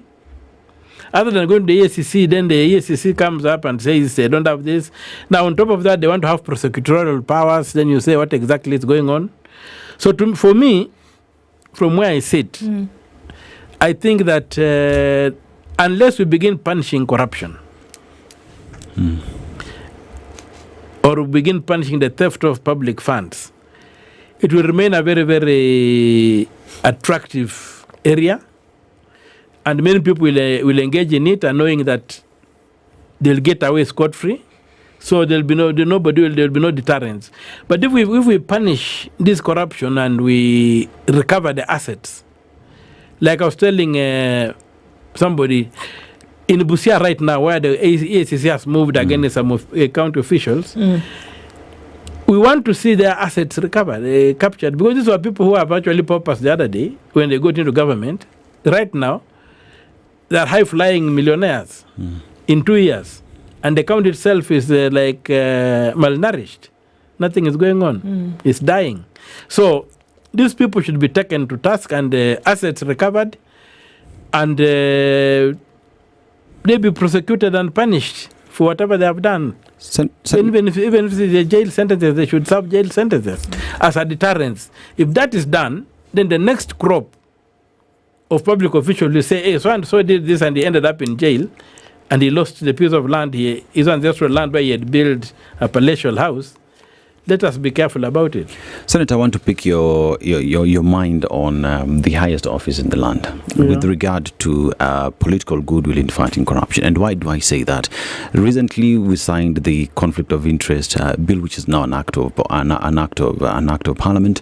And you talk about that, and you go to NTSA and look at the web that involves the president and the family, and you as well go back and look at Expressway and how the former president's family as well is then entangled into that. And you remember the statement that was made again by former President Uhuru Kenyatta, tunapoteza bilioni mbili kila siku. And you listen to that, and it is a defeating statement from the highest office in the land. So if that is what is being said from up there, how does it look on the face in the fight against corruption from the highest office in the country? Does it help the case? No, it doesn't. And in fact, one of the functions of the president is annually to report to Parliament on how corruption is being fought. So at the end of the day, he's one of the chief corruption fighters, or so to be. But I think the current president does not seem to have the guts, either the guts or the will or the capacity to fight this vice of stealing from the public. Because as if you look at him, he himself has got a lot of public assets in his hands, beginning with this hotel across the place, which is sitting on public land, that he's trying to negotiate out of things. You saw he's being mentioned in Angata Baragoi case. He's being mentioned in Miwani Sugar Land through proxies, Indian proxies. So he himself seems not to be able to cut the tree, the branch upon which he stands, because he seems to have come through that channel. So he may not be able to fight it. And as you say, and as I said earlier, many very successful people in this country in terms of economic empowerment have either been politicians or top civil servants, because the state was there for looting right from the days of Jomo Kenyatta. So we need to deal with that. We need to stop that. We need to punish those who stole. We need to recover every coin that was stolen. If it was land, we need to recover every acre and restore it to its place. Most of these lands were taken from ADC. You know what ADC was meant for? They were taken from Okari and the likes, research institutions. We need to recover all these lands. Lands were taken from the prisons. Lands were taken from the military. Lands were taken from all manner of situations. So we need to take that land back. You saw the other day in Taveta.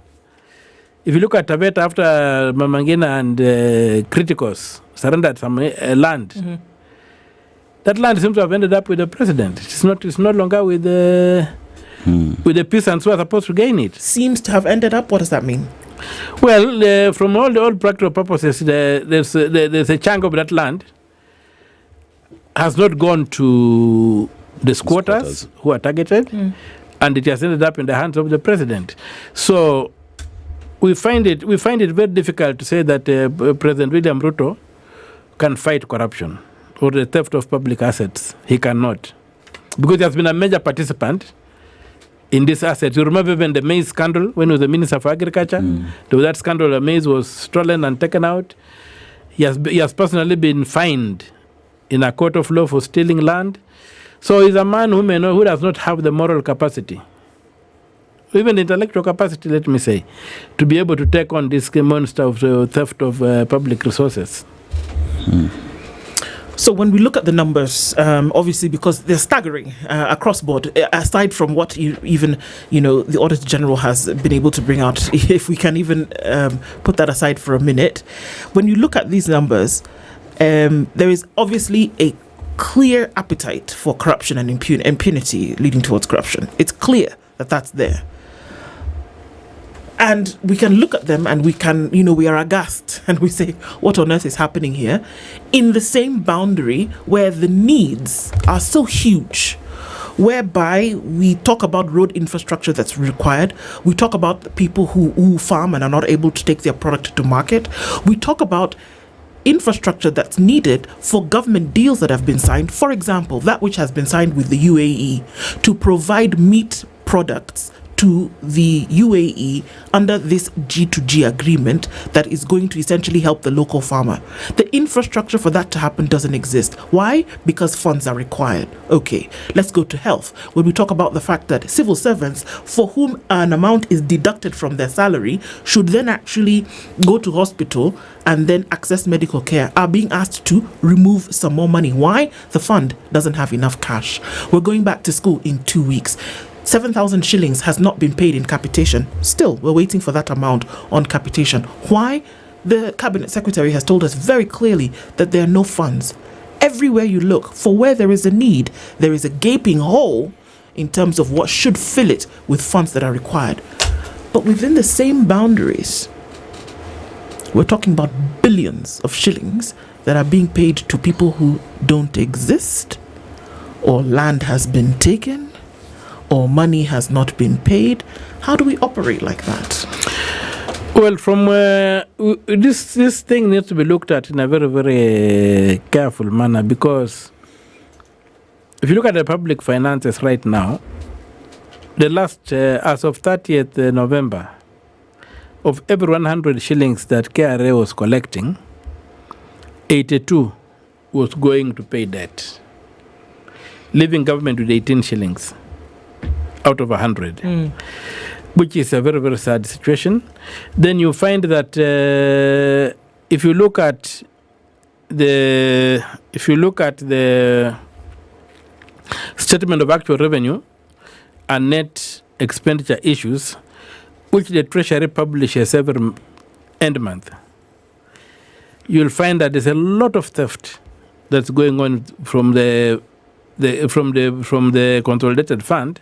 There's a lot of leakage. Money is being siphoned out through very innocuous issues. For example, right now I'm having an issue in Parliament where I raised the question of in January, 19.7 billion shillings was irregularly withdrawn using the account for paying the salaries of people who are paid through the consolidated fund, like judges, commissioners of the constitutional commissions, and people like the Auditor General, like the Control of Budget.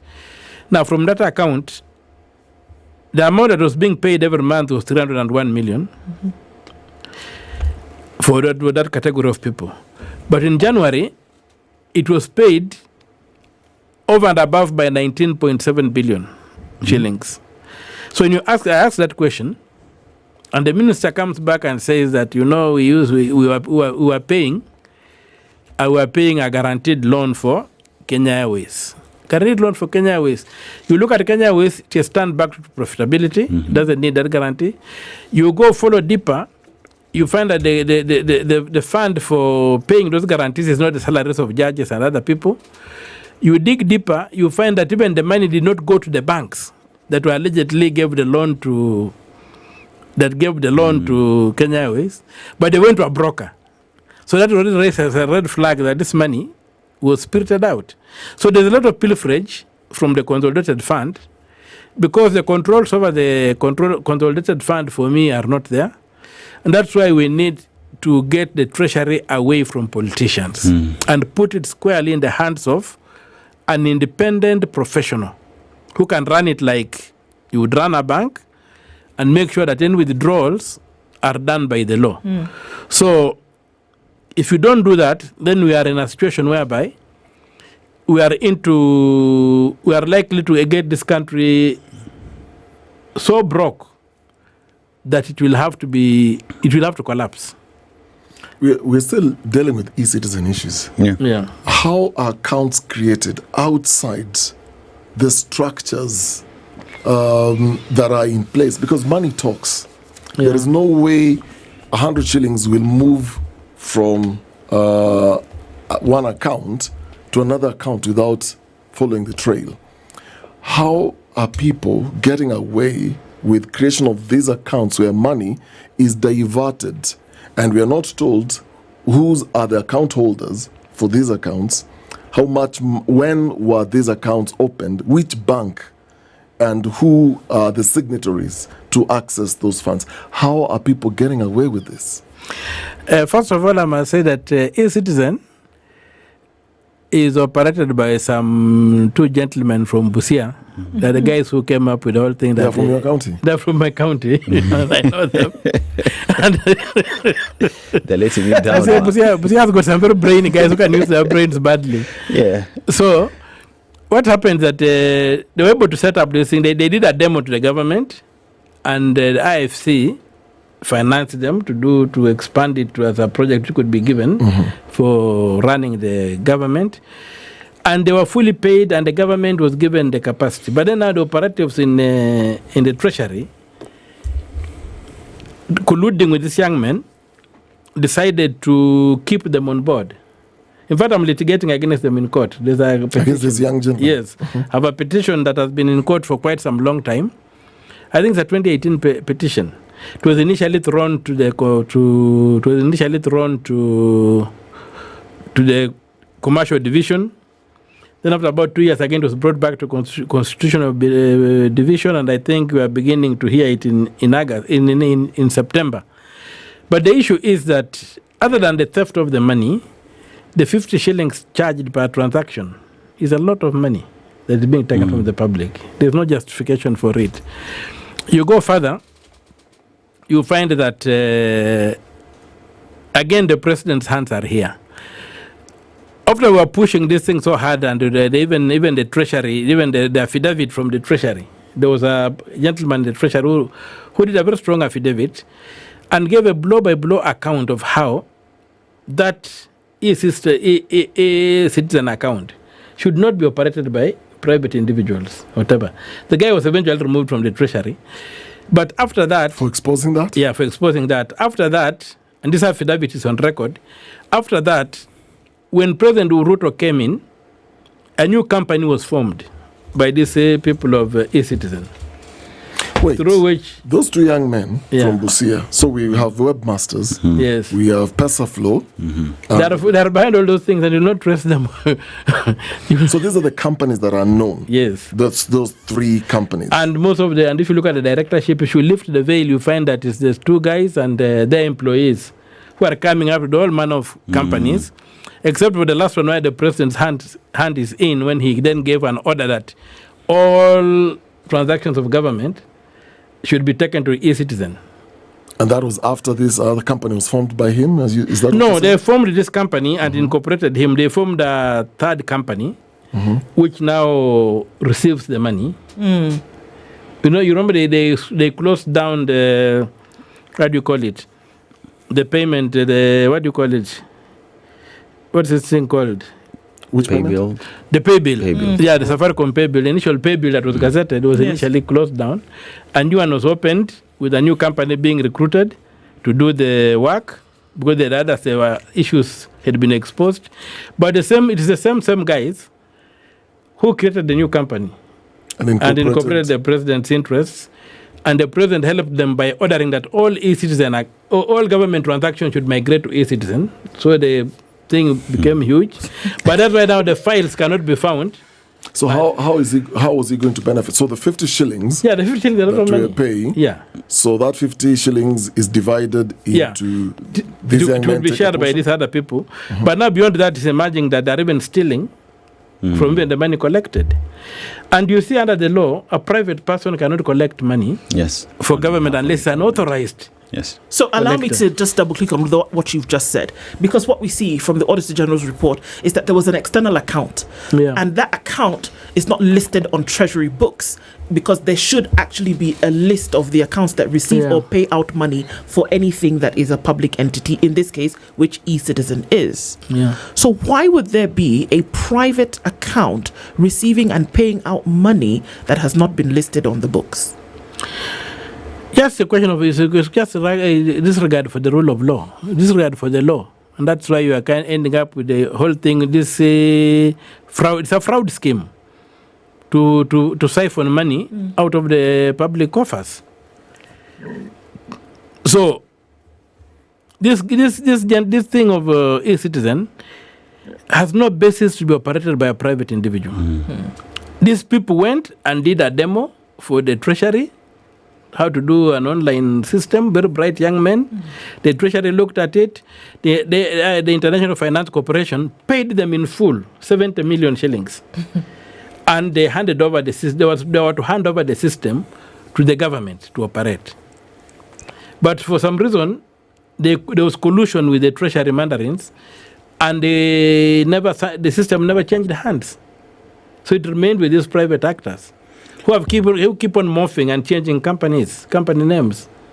But the individuals remain the same, the directorships are the same, and the fraud remains the same. Senator, do we have documentation showing that at the end of the development of this system, it was supposed to be handed over to government? And if that's the case, and we have these documents, why is it difficult for government to just crack the whip? Because the documents were brought to court in that affidavit by that guy from the Treasury, who said, we own this thing. And this is because when I went to court on the basis of challenging the 50 shillings that was being paid. I went to court to challenge the fact that an individual, a private entity, was collecting money. And then, in the affidavit that came out, I think it was an intentional thing. Somebody sneaks within it was a long affidavit. But we have got some good people. So within the affidavit, this person put in documentation showing that this system was paid for. This is how it began with these people. They did a demo here. We thought the system was good. IFC got interested. We interested in IFC. It financed the thing. It paid so much. And the thing was supposed to be handed to us. But it never happened. the item was not handed over. Yeah. So suppose, let's give an example of a passport application. Yeah. So currently we don't have the 34, but when we had the 34 page, the passport service was, I think, 7,500. Yeah. There is the access fee, which is the 50 shillings. Yeah. Hiyo iko kando. Yeah, iko kando. There is another fee, I think it's a convenience fee. That was 50 shillings kando. So in total, you're paying 7,600. So out of 7,600, that's money you're paying to get that passport. And all these transactions are going through eCitizen. Yes. You're saying... And the money is not going direct to government. It's not. It's going into a third account. This third party account that I'm telling you about. And then there's somebody who decides how much now is going to go to government. Yes, that's what's happening. And we don't know how much that is. We don't know how much that is because it's not open. In fact, what needs to be done is an audit of the e-citizen. And there are people, the young Kenyans who have said, given a chance, they would tear it apart and get to know how much really has been stolen from the public. So what the Auditor General has done is not a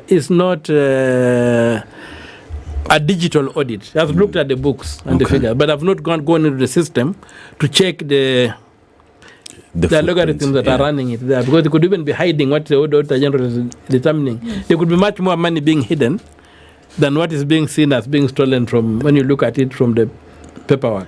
Senator, if I'm getting you right, that means as we speak today, the government of Kenya or Treasury does not know how many transactions exchanged hands using the eCitizen platform. At least it's not publicly known because it's a private sector, it's a private individual doing it. Yeah, so there's the level of looting is very high. All right. So the last question here is, so there are all these things going on. The hope is that, you say curtail the police, get them to actually do something, the EACC, whether it's them, whether it's the DCI. But then also we've got this external debt for which there are questions about, should Kenya actually pay this debt if it went towards things that we can't see? If we see the same kind of behavior out there that you're seeing internally, should that be paid? No, they shouldn't be paid, and I think the first action that any government, and if we were to get a serious government in place, the first action would be that the national interest of Kenya. Because if you look at Article 203, the first item that comes up is that the use of money must serve the national interest. So what is Kenya's national interest? That's the question we must ask. What is Kenya's national interest in whatever we do? Is it in the interest of Kenya to sustain these debts? And I think, given the position that the European powers have taken on corruption and whatever, and let me say the Western powers in general, it would be very easy to get them to engage with us in a manner that we are able to recover this money and give it back to those who lend it to us. Who lent it to us. Yeah, without having to burden this country with the poverty that's arising from theft of public funds that was done by regimes, the regimes that did not follow the law. At the very least, we can afflict the comfortable in these situations or these conversations that we have. The hope is that, we'll go beyond. And I said it this morning, and I said, what, I'm yearning to be proven wrong or otherwise, that something would actually be done about these funds that are taken, that are stolen. But then for us to keep the conversation front and center is absolutely necessary. And we thank you for doing this. Always 100 cases is what you have in court at the moment. Yeah, quite a number. Quite a number. But the unfortunate thing is that all of them are virtually around the issue of abuse of public law. Yeah. Abuse of public law, and especially in terms of finances. And I personally believe that if we got ourselves to a point whereby we get somebody to drive this country in the manner of implementing the constitution and demanding that institutions must come up that are required to manage this country, co-opting the professionals to come in, the professional bodies, because other than this money you are talking about that is stolen through projects, whatever and what have you, it's done by experts. who are professionals and belong to professional bodies. If we could we could co-opt professional bodies to come in and maybe help us supervise their members to ensure that they do things according to the book, this country will go very far. Because Kenya, unlike Botswana, which you raised earlier, it depends on human resource. Yeah. Not on minerals. Yes. Indeed. And we have got a very, very sophisticated human resource in this country that must be allowed to realize its potential. Indeed. And in realizing that potential, you'll find that the country will grow. But to do that, we must create the institutions required for this human resource to thrive. Yeah. The Senator for the Republic of Kenya from the county of Busia is Senator Okoh Mtata, has been our guest this hour. Thank you for joining us this morning. It's 9:02. Thank you very much.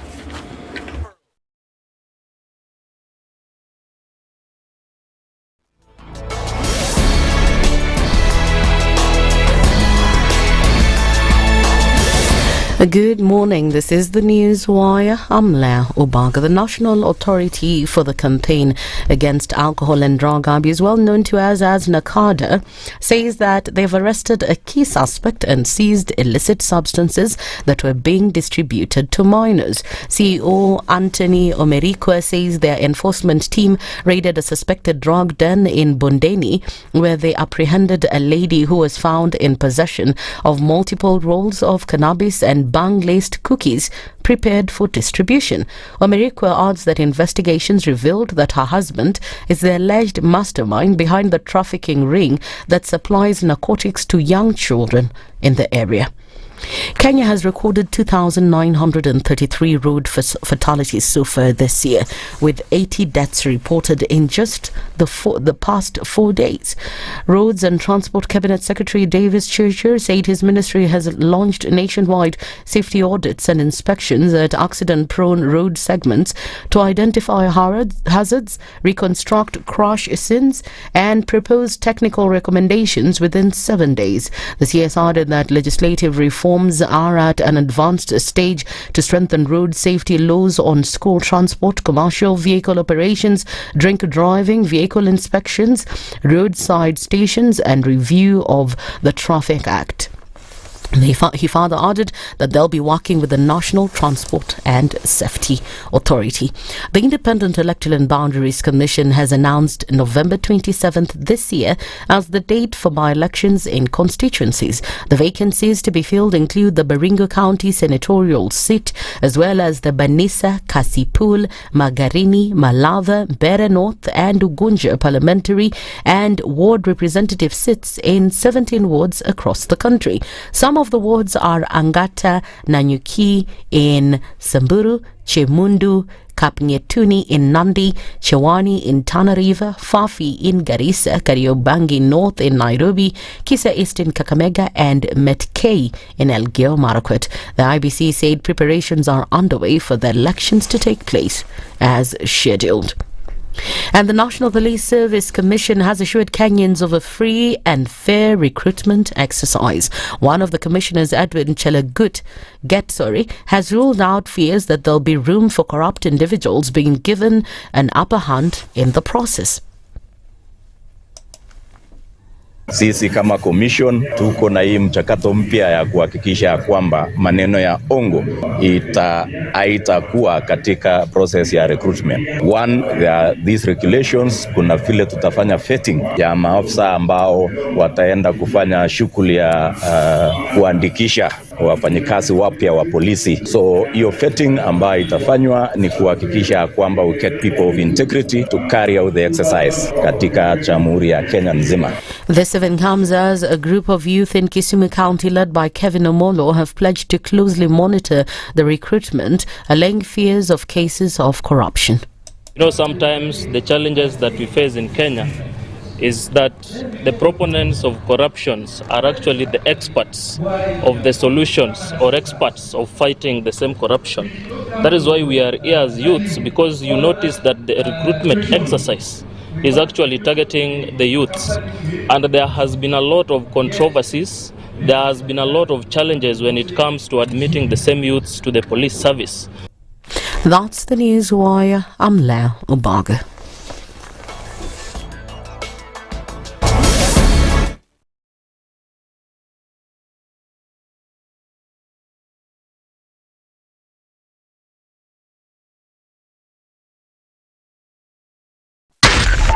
94.4 Spice FM, Nairobi. In this country, 6 families and 8,000 Kenyans control 90% of the GDP. We are not a country. We are a plantation. We work for Ruto. When you're telling the judges court orders are papers or they will not obey court orders, they're sitting and you're seeking orders from them. So how are they supposed to interpret it? Isn't it an oxymoron? When you see a judiciary that seems to be under some control somewhere, you start questioning. We have very powerful governors, but they don't use their offices to serve the people. If you are not shameful to do what you are doing, why should we protect you? I'm human. Everybody's human. So when you're told, kuja tuongee, I mean, you'd be a fool to say, staki kuongea today. Conversations have to be had, you know? People in leadership should only go into leadership if they are ready and willing to change the lot of the people. The Situation Room, Kenya's biggest conversation. Good morning, and I love your show. Thank you. Having come from a Kikuyu radio background, I migrated to Spice because of the content. I was born in a slum, but somehow I got a break in life. So sometimes when you see the sweating coming out because of the passion and whatever it is, behind the noise, there are people. And we share the same umbilical cord. It shouldn't be like that. I am so disappointed. We used to tell Honorable Raila Amolo Odinga that he's doing police of conmanship. And even President Uhuru Kenyatta, serikali hii ndio iko na conmanship ya hali ya juu. You cannot promise people that you reduce tax, then you double. In politics, there is the issue of trust. For you to turn around and then stab the same people who gave you that trust, there is no other level of dishonesty. Imabo, utaona dunia tu.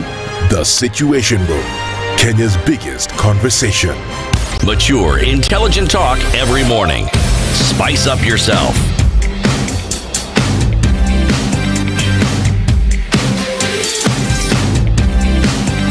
Mornings done right.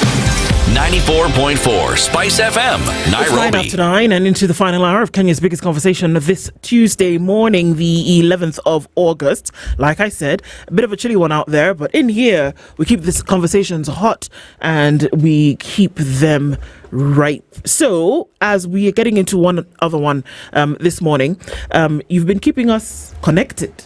Yes, this cold season, a lot of people tend to stay indoors, keep yourself warm with the heaters, and you want to just enjoy internet when you're watching a series, you're watching a movie at home. So this August, get a Safaricom Home Fiber internet connection and enjoy up to double the speeds for 25% discount on any of the plans of your choosing. Bronze, silver, gold, and diamond plans, which are monthly plans, whatever it is that you want to pay, you'll get 25% discount.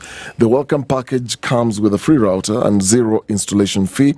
All you need to do is simply dial *400# or visit my Safaricom app to get connected today. And this offer is valid to new customers and runs up to 31st of August 2025. Feels good to be home with Safaricom Home Fiber. Indeed it does. And even as we remind you, you know what? Legacy, values and adapting to change all matter when you join Standard Chartered. Wealth isn't just what you earn or invest. It's about what you pass on. And for many high net worth individuals, legacy and values matter just as much as capital. At Standard Chartered Priority Banking, they go beyond numbers. Their team helps you with estate planning, ensuring your wealth transfers seamlessly while also preserving the values that you hold dear. In a world that is constantly shifting economically, politically, even tax-wise, adapting to change is crucial. With Standard Chartered, you're not just reacting, you are prepared. This is about more than financial success. It's about sustained, intentional wealth. So do this. Start your journey today. Email wealth.ke@sc.com, because if not now, then when? Now is your time for wealth. And speaking about now is your time, getting into conversations that we need to have this morning. And joining us at this time, two gentlemen are here with us. And as we get into that conversation, we want to say a fine Situation Room welcome to Albert Karakacha, who is the president of the Matatu Owners Association. Good morning. Morning. David Njoroge Kiarie is the chairman, Road Safety Association of Kenya, also joining us this morning. Good morning. Morning. Karibu sana to both of you. And as we get into our conversation this morning, Dennis is going to welcome you with today's proverb. We would like to get your interpretation of that. Yeah. Yes, all right. And our proverb today comes from Botswana, part of the countries in the SADC region, South Africa. And one thing that stands about them is the Bushmen. And as I was just looking up these Bushmen, I remember seeing a video of how a white man gave one of them a soda and they could not handle it because it is too sugary. Because what are they used to? They're hunters and gatherers, and all they eat is natural fruits, natural sugars from fruits, and soda for them does not cut it out. But let's go to the proverb. You cannot chase two antelopes at once. You cannot chase two antelopes at once. How would you interpret that, Dave? Thank you very much.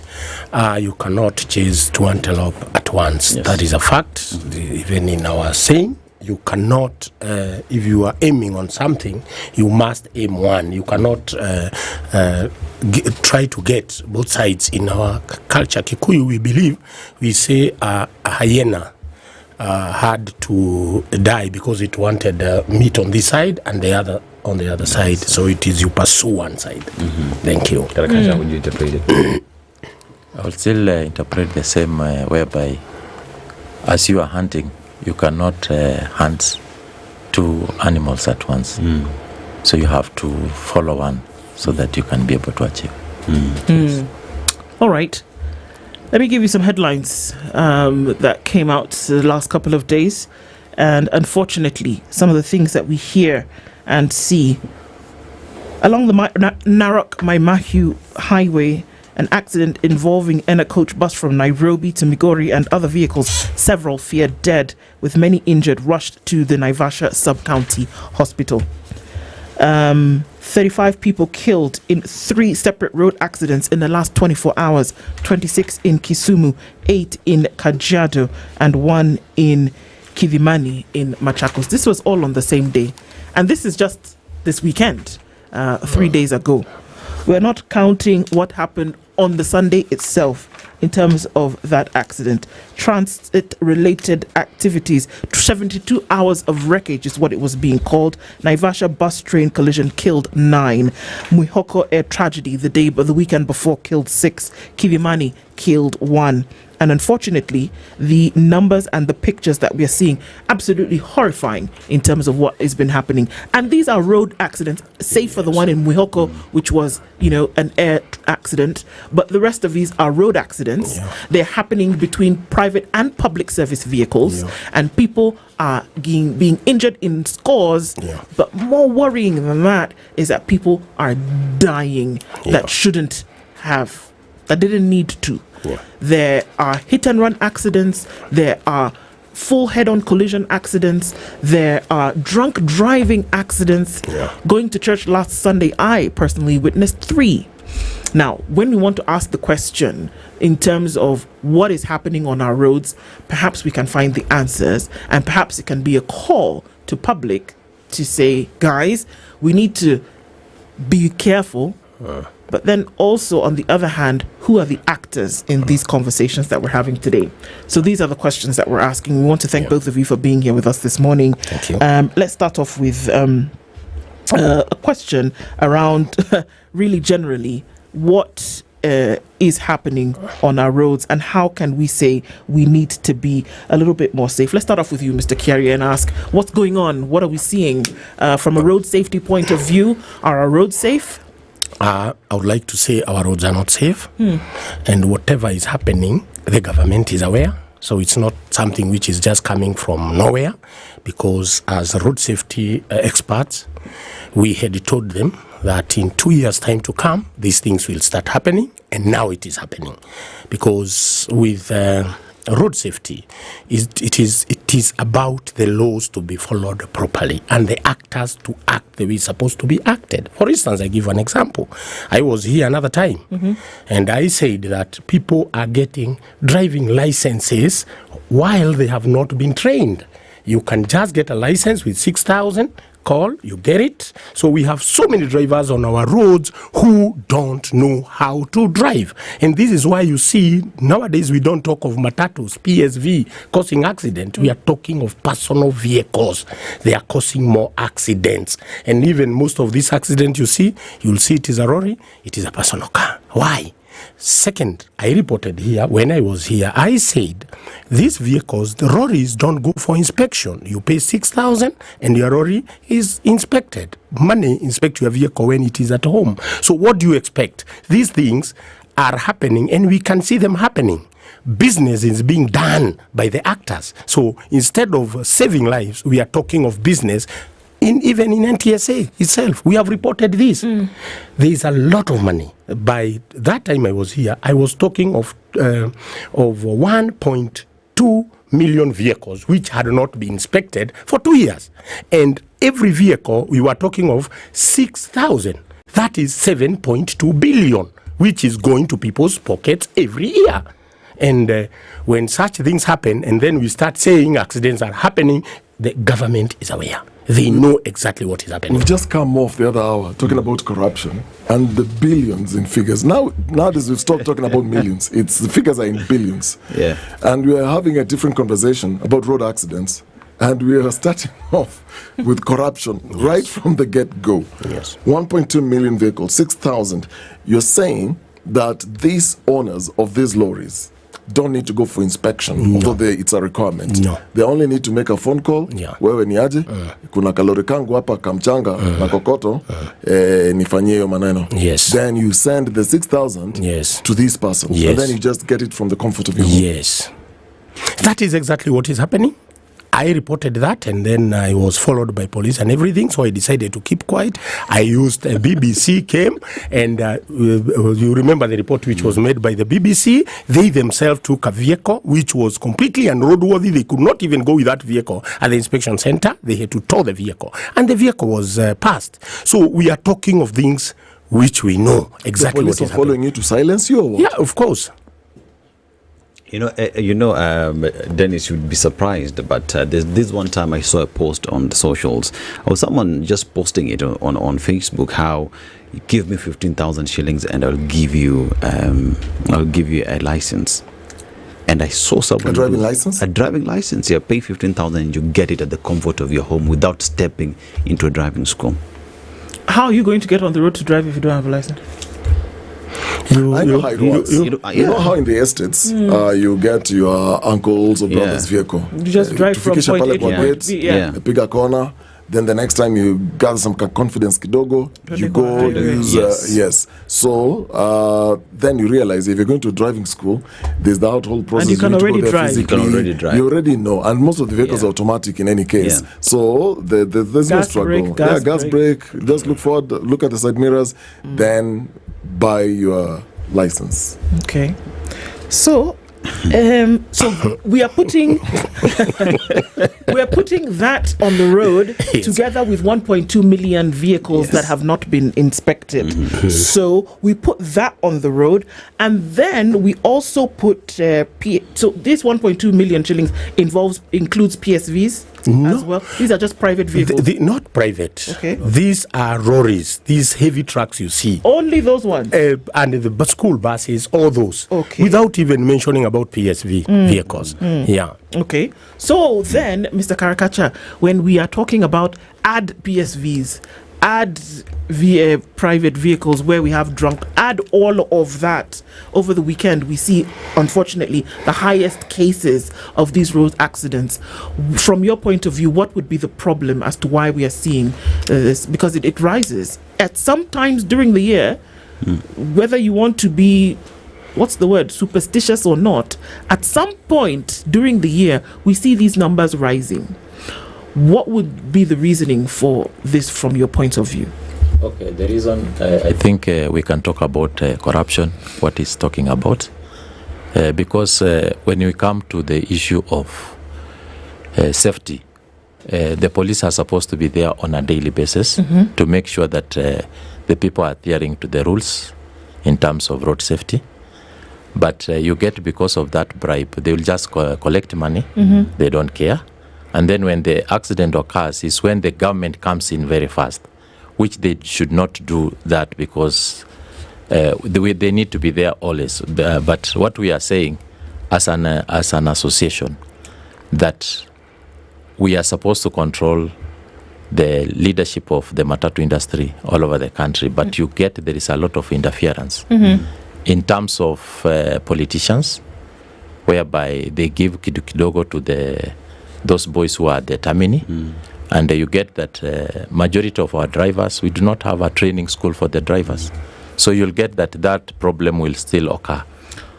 What would occur in this situation whereby along the Narok-Maimahiu highway, after involving in an accident involving a coach bus and other vehicles, what would be the issue here that will be directly linked to corruption or directly linked to lack of inspection or somebody buying a license, for example, where we are seeing that scores of people were injured and scores of people feared dead?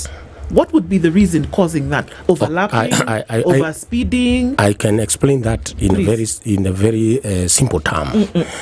For you to be allowed to drive a PSV vehicle, is your license must have stayed for 5 years. Just that. So if I receive a license today and I put it on the in my box, and after 5 years, then I'm qualified to drive a matatu. That is the qualifications to become a driver in this country. And now, the driver who is driving that vehicle, which training did he go to? Because if you go to most countries, drivers are trained by the government, and particularly a driver to carry passengers. We should be having a driving test by the government, not by private entities today, because that is exactly what is happening today. Even if you go to Rwanda today, you can go to any school, but at the end of the day, you will enter you will pass the government test. The government testing, whereby you are trained how to handle that vehicle. That is even defective driving. If anything happen, how you can save lives. But here we don't have such a thing. Second, even these drivers who are driving, you have received your license today. In some times to come, you might get some problems, health problem, your eyes maybe, or other diseases. We don't check PSV drivers. And if a disease kama ile ya kifafa ikikupata, then what will you do? You will kill all those people. Because a PSV driver should be properly tested yearly and make sure that even his eyesight are perfect, because you are carrying people just the way a pilot cannot take an airplane every year. They go for medical tests. Why are we not doing that to our own drivers? Is it expensive to the government just to test them and to make sure that that driver who is driving a PSV vehicle is perfect? So all these small, you call small things, accidents don't occur because of big things the way you think. It is just a small mistake, then everything goes bad. Human error or mechanical issue? It might be human error or mechanical error. If, for instance, a vehicle has not gone for inspection, we had a lorry which killed 24 in Kisumu Road. And what happened? It just hit a small pothole, and everything, the tie roads, everything went off. So it went killing people on the other side of the road. Why? Because that vehicle had not gone for inspection. What is the purpose of a vehicle going for inspection? There are major things which are properly checked. That is the brake system and the steering system. All of that. Is everything else in standard? If it is a matatu, is that safety belt? Is it of the standard? Go to them today. Those safety belts are killing people when an accident happens, because they are getting these safety belts in Gekomba and in Kariobangi. They are being done there. That safety belt is not of standard. So the time the accident happened, if this vehicle was going at even a speed of 80, your body is moving at the same speed of 80. So that belt will get into your skin, into your body, and kill you. Because I have a question. Because David has talked about standards. You look at these accidents, and the one common thing that you will notice, but I don't know whether it's just me, you look at a bus or even a matatu involved in an accident, apart from how it's mangled, more often than not, what you will see in terms of the structure, half of it is gone, the rest is intact. And a lot of times it's not even hard impact. But you will look at the structure of the bus, and I'm going to read, this is just a small abstract from a paper that was done from the University of Nairobi by somebody who was looking into this, where they're talking about how transit buses and matatus essentially are a fundamental aspect of most travelers in Kenya. All right? So, the thing is, although buses and matatus are one of the safest means of transport, according to this paper, occupant injuries and fatalities in bus crashes do occur. Hence, rollover strength is an important aspect for the industry partakers. Now, what they're looking at is determining the crash worthiness of the buses and matatu superstructure here in our country. And the paper continues and says, the standards laid out by the Kenya Bureau of Standards, KEBS, do not have provisions for testing bus frames, only specifying the materials and workmanship to be used in fabrication. Now, here lies the question. When it comes to, and we've seen Izinganya, where they're painted, graffiti and all that. You look at the structure of this matatu and how it's on the roads. And you're thinking, if this matatu, the way it looks very beautiful with the graffiti, if it crashes, the frames, how do we even test the crash worthiness of these frames? Because they look very, very weak. And in the event of an accident, then therefore we see from the frames in the accidents, the upper part is gone. It's only the lower part that's held by the axles that's left. How do we do this? I think 2 years ago we had a regulation which came up whereby we should have what we call unroll bar. Before the vehicle comes out, it should have those unroll bar. But what is that again? Unroll bar, whereby when they are building the vehicle, they should make sure they fit those unroll bar so that in case of an accident, will not have that roof coming out. But if you go to the people, the bodybuilders, you will get that they are still doing the shoddy jobs because there is no supervision. And maybe that one we need to blame the NTSA and we need to blame the Kenya Bureau of Standards, because wherever the vehicle is being built, they should have some of their supervisors going around to check and make sure that everything is being done according to the standards. But from what we've seen, sorry, just a quick follow-up. From what we've seen, let's say I have some good cash flow. And from what we've seen on social media, a lot of these matatus, especially the current ones and some buses, you find somebody has a warehouse somewhere. And you find there is a space where you've got these young people fixing music systems, screens and all that. Everything, the fabrication, everything is done in someone's warehouse, in some backyard somewhere. There is nobody there is no specific place where these fabrications are done and are known by government so that somebody then can do inspections. So once the paint work has been done and the matatu is ready to come out, it goes straight into the road. Are there sites or areas where these things then need to be done when that, what you're saying 2 years ago was passed, that in order for you to have these frames, these are the requirements, but these will be the specific areas where these things are accredited to be done? Okay, we know very well we have the bodybuilders, whereby vehicles are supposed to be built there. But this is Kenya, whereby you'll get people will decide to do what they want to do. But we need, the government needs to come in to see how to enforce it. We know very well the government has the machinery. If they want to know what is happening, they'll be able to know.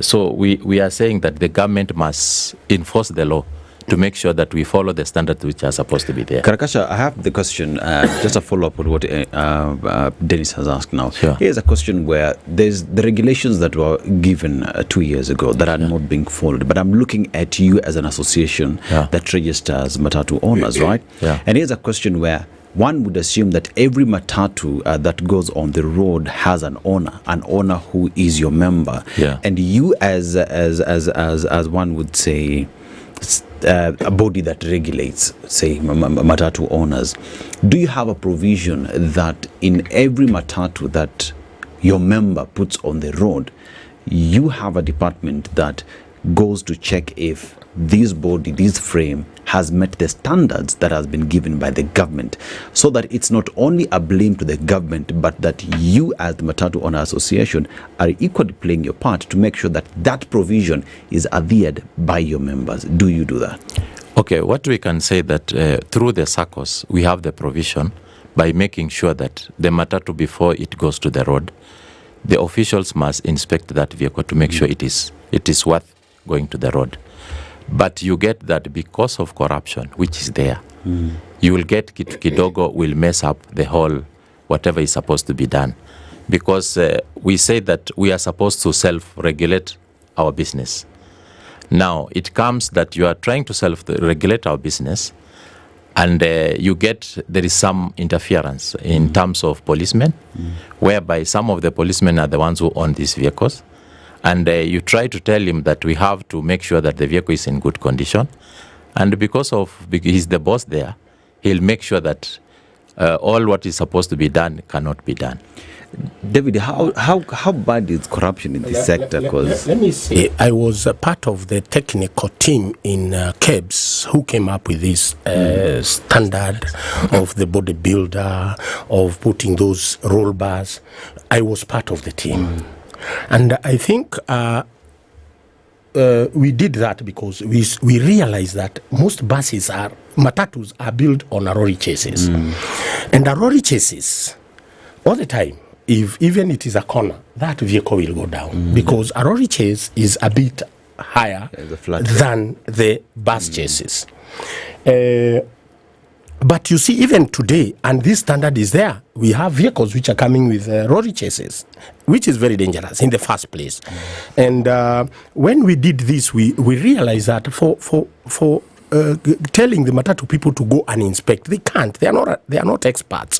So we gave that work to NTSA to ensure that before they license a vehicle to be a PSV vehicle, there must be a body professional, which we have so many of them, whereby if you're the one who has done the body, then there's another body comes and inspect that vehicle. It is not happening today, because I think even there was a case in court whereby one of those people who are supposed to inspect are not given an opportunity, because the owners of these vehicles, after they know, you have to pay some fees for that vehicle to be inspected. So they employ their own people to inspect their own vehicles. That will never work. So what we are saying, and this is for sure, one, we have to go direct to where our main problem is. It is NTSA is our major problem. NTSA has failed in everything, because even that standard, that work is also given to NTSA. The mandate by Parliament, the Act, gave NTSA all these mandate, and NTSA is not following what's supposed to do. So a report's done. Let me ask. So an accident happens. 21 people are killed. Yeah. That is reported. Yeah. Then eyewitness reports will say the driver alionekana swerve, overlap, speed, whatever. But then professionally, a report needs to be done beyond what has happened in the accident. So you've lost lives, the injuries. But do we have reports where we then go back and look at if it's an issue of speeding, then look at the impact of the accident, look at the number of people who have been killed and injured, the type of injuries, people have been thrown off, the roof is out, the frame. The frame question. Do we have measures where we look at accidents Because I'm reading a report here, and this report actually indicates that a lot of these accidents are especially from buses. I'm just reading here, buses that operate from county to county, long distance buses. And I'm looking at a majority of the accidents that we're having is purely this type of buses. Do we stop to think why?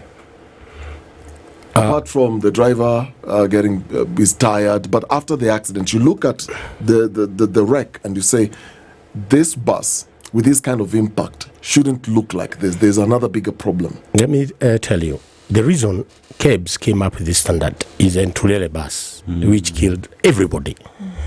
And the bus was like, it was like, remember? Yeah, it rolled and everybody, there was nothing even you could have collected there. So that is what made us come up with this standard.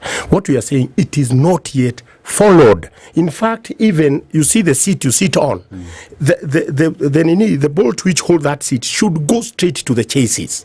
But you see, it must be a very long, it's very expensive to put that. But these people, the bodybuilders, want to spend very little money. Sure. So if that bus, it is even at 100 speed, those seats, you'll find people with their seats outside with their safety belt died on the road because they will move out. But if those seats from the chassis, that seat cannot move. So what we are saying is this: somebody has failed in his job, because we are talking of 2 years. So we should not be seeing these things. Also, this is why I'm blaming NTSA. It's not that I hate them, but I was one of the people who were fighting to make sure that we have an NTSA, a body, an authority to check on these roads. But the NTSA now has failed us. One, it is their responsibility to make sure every accident, they do a proper audit. What caused this accident?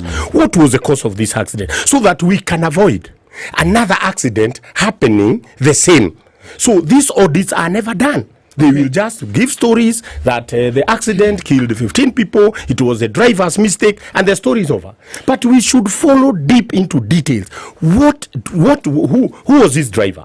What made him make this mistake? Was it the vehicle? Was it the problem of the vehicle? When we can have proper audit, and that is why we wanted NTSA formed. But they have failed us. So we're saying, if you look at, there's a similar thread here that I see weaving through all of this, that there are standards that are supposed to be met, but what did you say? The bolt that's supposed to connect the chair is supposed to go to the chassis is expensive. Yes. There's supposed to be a license that's supposed to be acquired, but it is what? Expensive. There is supposed to be checking regularly every year, inspection that's supposed to be done, but there is a cost to the owner. So it is what? It is expensive. Yeah. The expense and the burden of this expense seems to outweigh the value and protection of human life. Yes.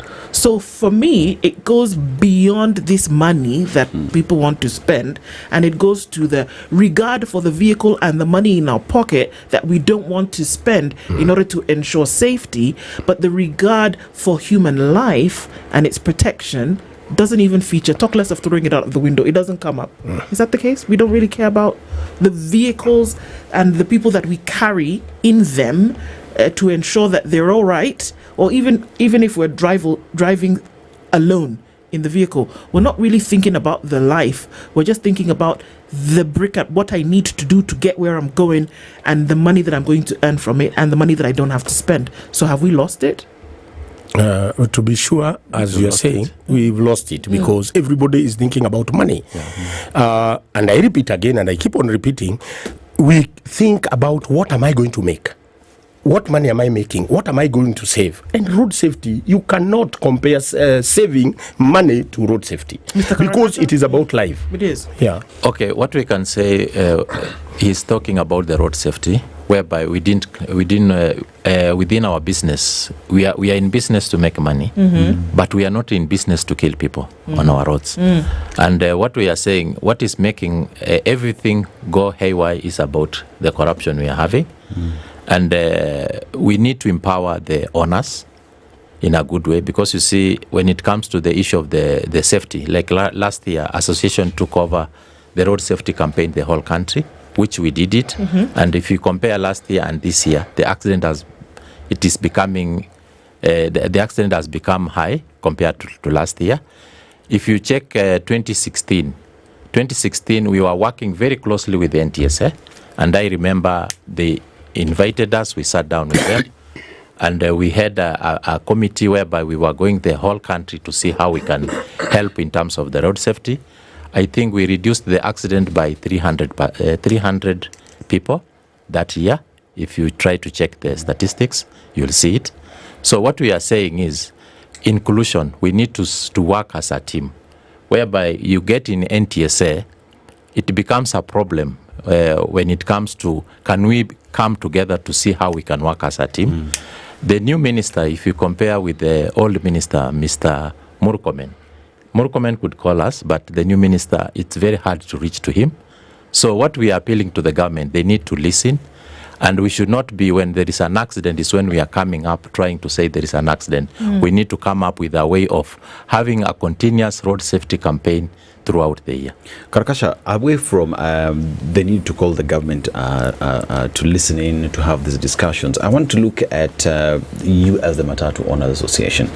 You know, in Nairobi today, if, say, you're leaving Nairobi town, CBD, you're going to Rongai, if you want to get there fast, you take the Nganyas. Why? The Nganyas, because they can always overlap and do all manner of nonsense on the road for you to get to the destination.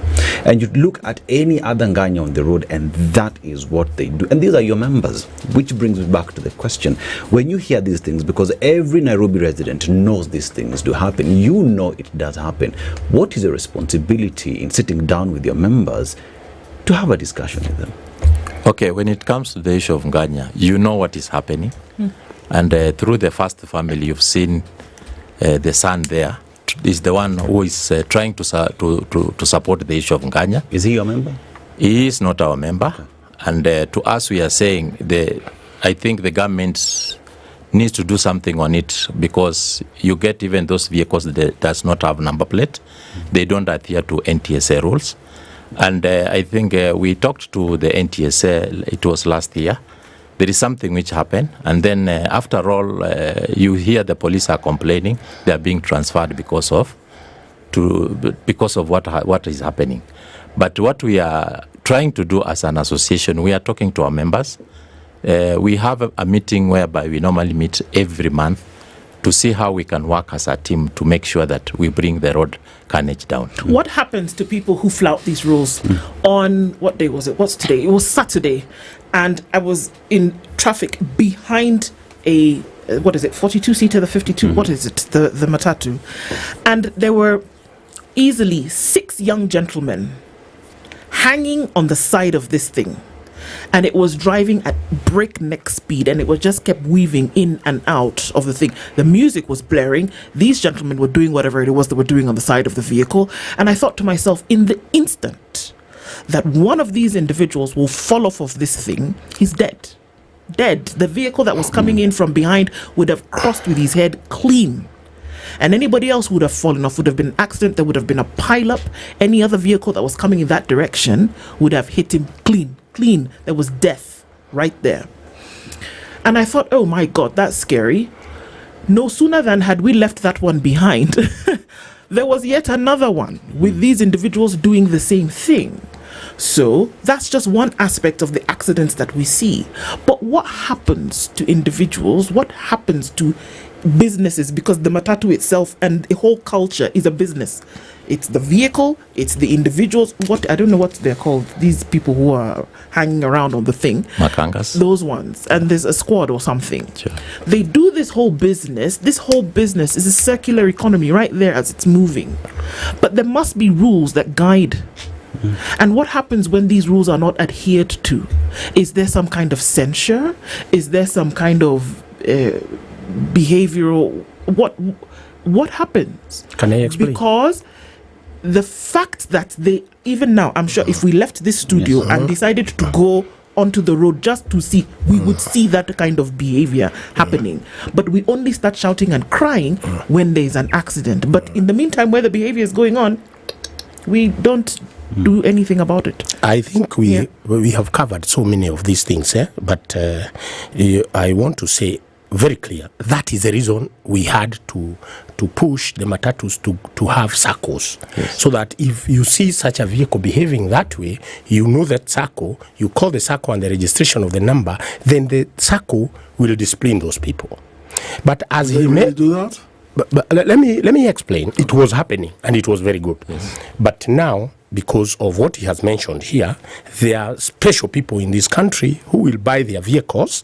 They are not in SACCOs. And now when you see them behaving that way, you will always blame Matatu people that they are behaving this way. But we have them. It has been reported. You know the Nganyas which are doing that. But nobody talks about that, because if you try to talk about that, but when things happen, we go back to the Matatu people. Matatu people are misbehaving on the road. But to be very sincere, if you go to SACCOs, the real SACCOs which are working, you cannot see anybody behaving that way. Because one, the SACCOs are taking care of such things. One, when we talk of corruption, when we mention corruption, I would like to beg the first family, that is our president. In fact, me, I am appealing to him if he can stop interfering with NTSA, because he is the one himself in NTSA. And I will tell you this without fear. When these things will not be happening by this time, because when we realized as the association, we decided to go to the board, because the board is the one, board of directors are the ones who control NTSA. And we went and reported, and we told them we will have so many accidents if we don't do this and this and this. And it is NTSA to do this. Make sure these vehicles are going for inspection. Make sure this is happening. These teams is owned by individuals, not by government, and this is NTSA. We reported that. And when we reported that to the board of directors, when they did the investigation, they sent the CEO on a compulsory leave. It was all over every paper. He was sent for a period of 30 days. A compulsory leave for 30 days. And they said he has never gone for leave for the 5 years he had stayed in the office. It was clear to everybody. Sent on compulsory leave? For proper investigations to be done about these accidents. Because we had reported. For that. We were pushing for that. And the board saw what we said, there was some sense. So they sent the CEO to a compulsory leave. But 10 days, even before 30 days, a call, and we know it is the president himself who called the board when they were in the board, and they were told to revert that decision immediately. Why? Nobody now can tell. This is what I'm telling you. This is the head of state, and he has called. He was returned even before the investigations were done, and the whole board was sacked. So what's the president's interest in NTSA? Because there is a lot of business. And I told you again, NTSA does not now do things to do with safety. It is about business. Just the other day, they were changing the Traffic Act without consulting even stakeholders. And they did this because they wanted to own these inspection centers, private inspection centers. In fact, I had to go to court. It was stopped by court. By now, we'll be having so many private inspection centers owned by who is who in this country. Such things like changing a traffic act is something which need proper public participation so that people can. Our problem is simple. It is corruption. Second, the president must stop interfering with NTSA. Let it work. Let everything be done. Let the law be followed. Let even his sons who have these nganyas follow the law. It is as simple as that. But if we keep on sugarcoating these things and we blame the police, you blame NTSA on the other side. Let me tell you, like now when we are talking like this, the CEO in NTSA should be have left the office because his term is coming to an end. He's supposed to be on leave as they are advertised, but it cannot happen because the interest in NTSA is so much, the amount of money which is going through these people. So the fact is that Kenya, if we need to have proper safety on our roads, let the police be left to do their work, politicians to stay aside. Let everybody do his work. If it is SACCOs, give them the power to discipline their members. Let me throw this question to Albert. Yes. Now that you've raised that, how is political interference affecting your work? Because we've been talking about SACCOs. My understanding, and correct me if I'm wrong, so if I want to have a matatu on the road today, I must belong to a SACCO, correct? True. Meaning that I'm operating a certain route and I can't operate elsewhere. Sure. So with this interference, because you earlier talked about the president's son, for example, is not part of your association. Sure. In this case, how has this affected your operations, and how does political interference in this case come in? The political interference come in because when people are not adhering to the rules which have been put there with the NTSA, you will get that other people are being affected in terms of, for example, the SACCOs. Let's say you belong to a SACCO going to Rongai, and the same vehicle which is coming to mess around is operating within Rongai. You see there is still that interference. And maybe moving forward, what we are saying, let's say, for example, go to a SACCO called 4NT, which is our member. It comes from Nairobi, Nyahururu, Nakuru. There is discipline. They put discipline in place. They have inspectors on the road. And if you, their own inspectors? They have their own inspectors. And if you ask the driver will tell you it's better to be disciplined by, it's better to deal with the police than dealing with our inspector, because they are very ruthless and they make sure that they adhere to the rules which has been put there by the SACCO. But we still have what we call the political interference in a way that mostly in Nairobi.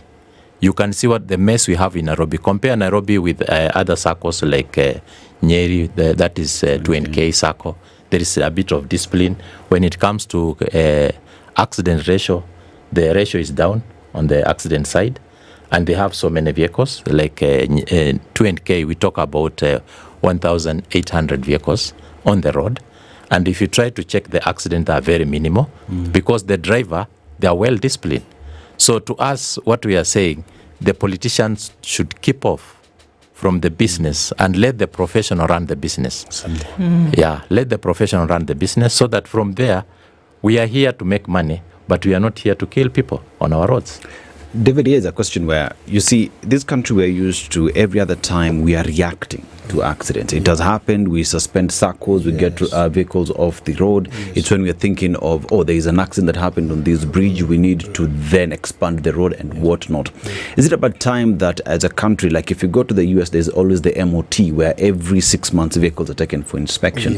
Is it about time that as a country we sat down and saw the need of preventing accidents than reacting, and what will it take for us to start thinking like that? Thank you very much, because that is where we should be going. Trying to make sure that we prevent these accidents. For instance, you remember, I give you a very good example about Michuki. He came up with the speed governors. Speed governors were to limit the speed. Even if the driver is drunk, there is a speed, he will not, the vehicle will not go beyond a certain speed.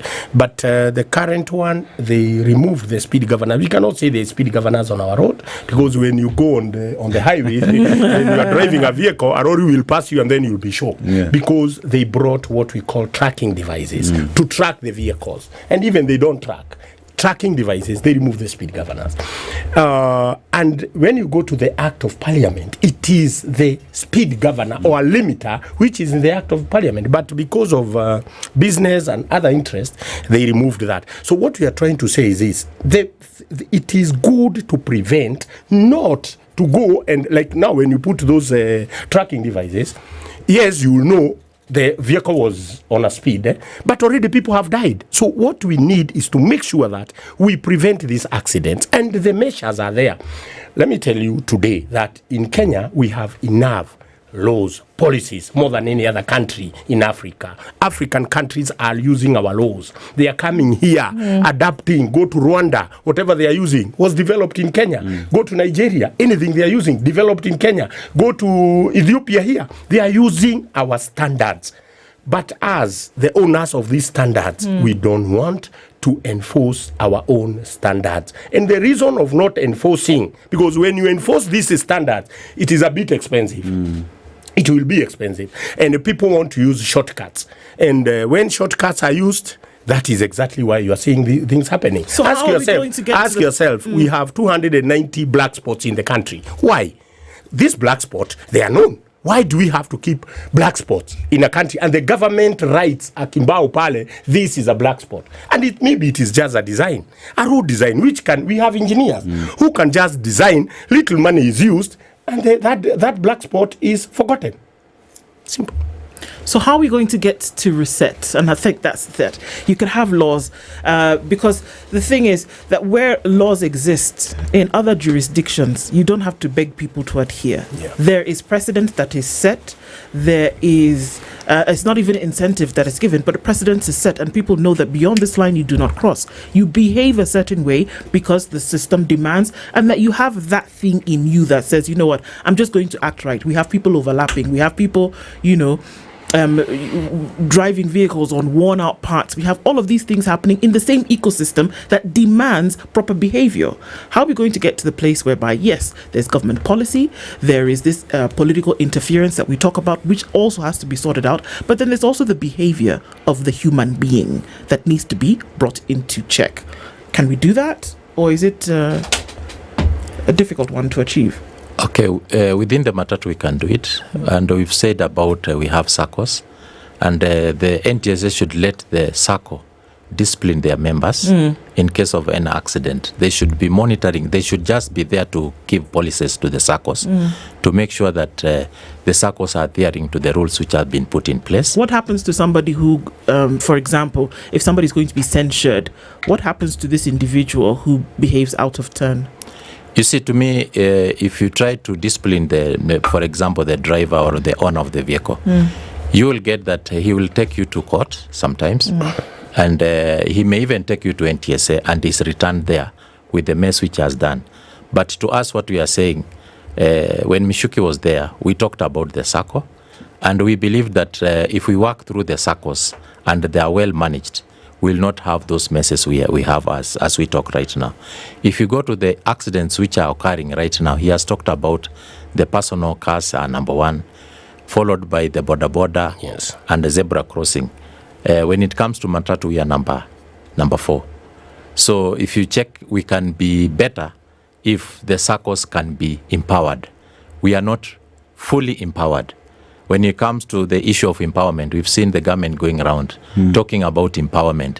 They don't touch about matatus. They go to the border. When you check on the border, it is high risk, and you compare even in terms of fare paying, it's very expensive to use a border than a matatu.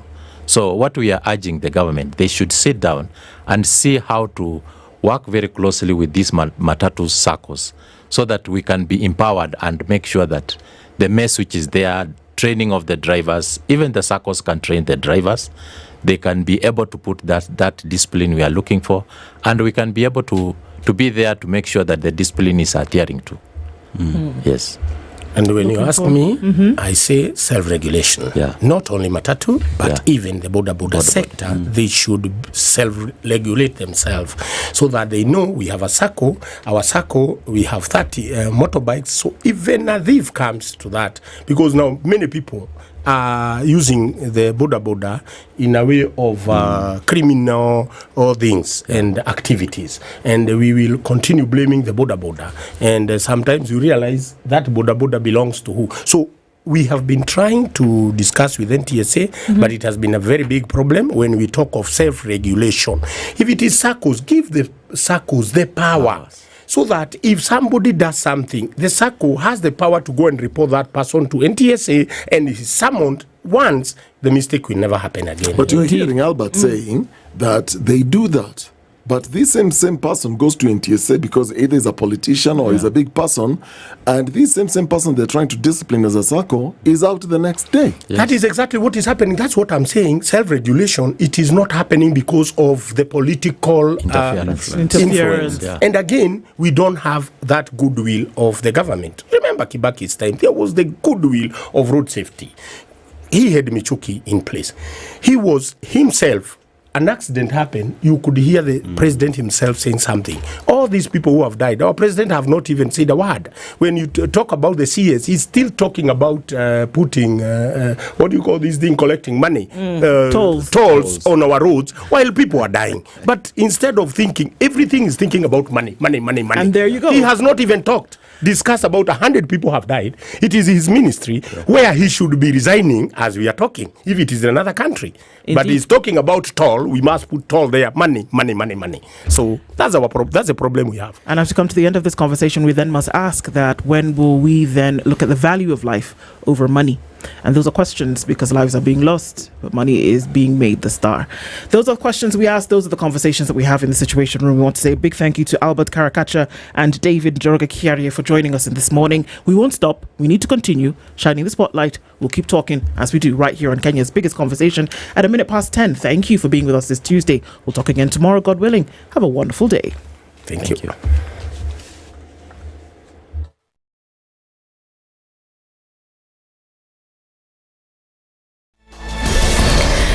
Good morning. This is the News Wire. I'm Leah Ubaga. The Ethics and Anti-Corruption Commission has reiterated that 9 governors on its radar over corruption cases as it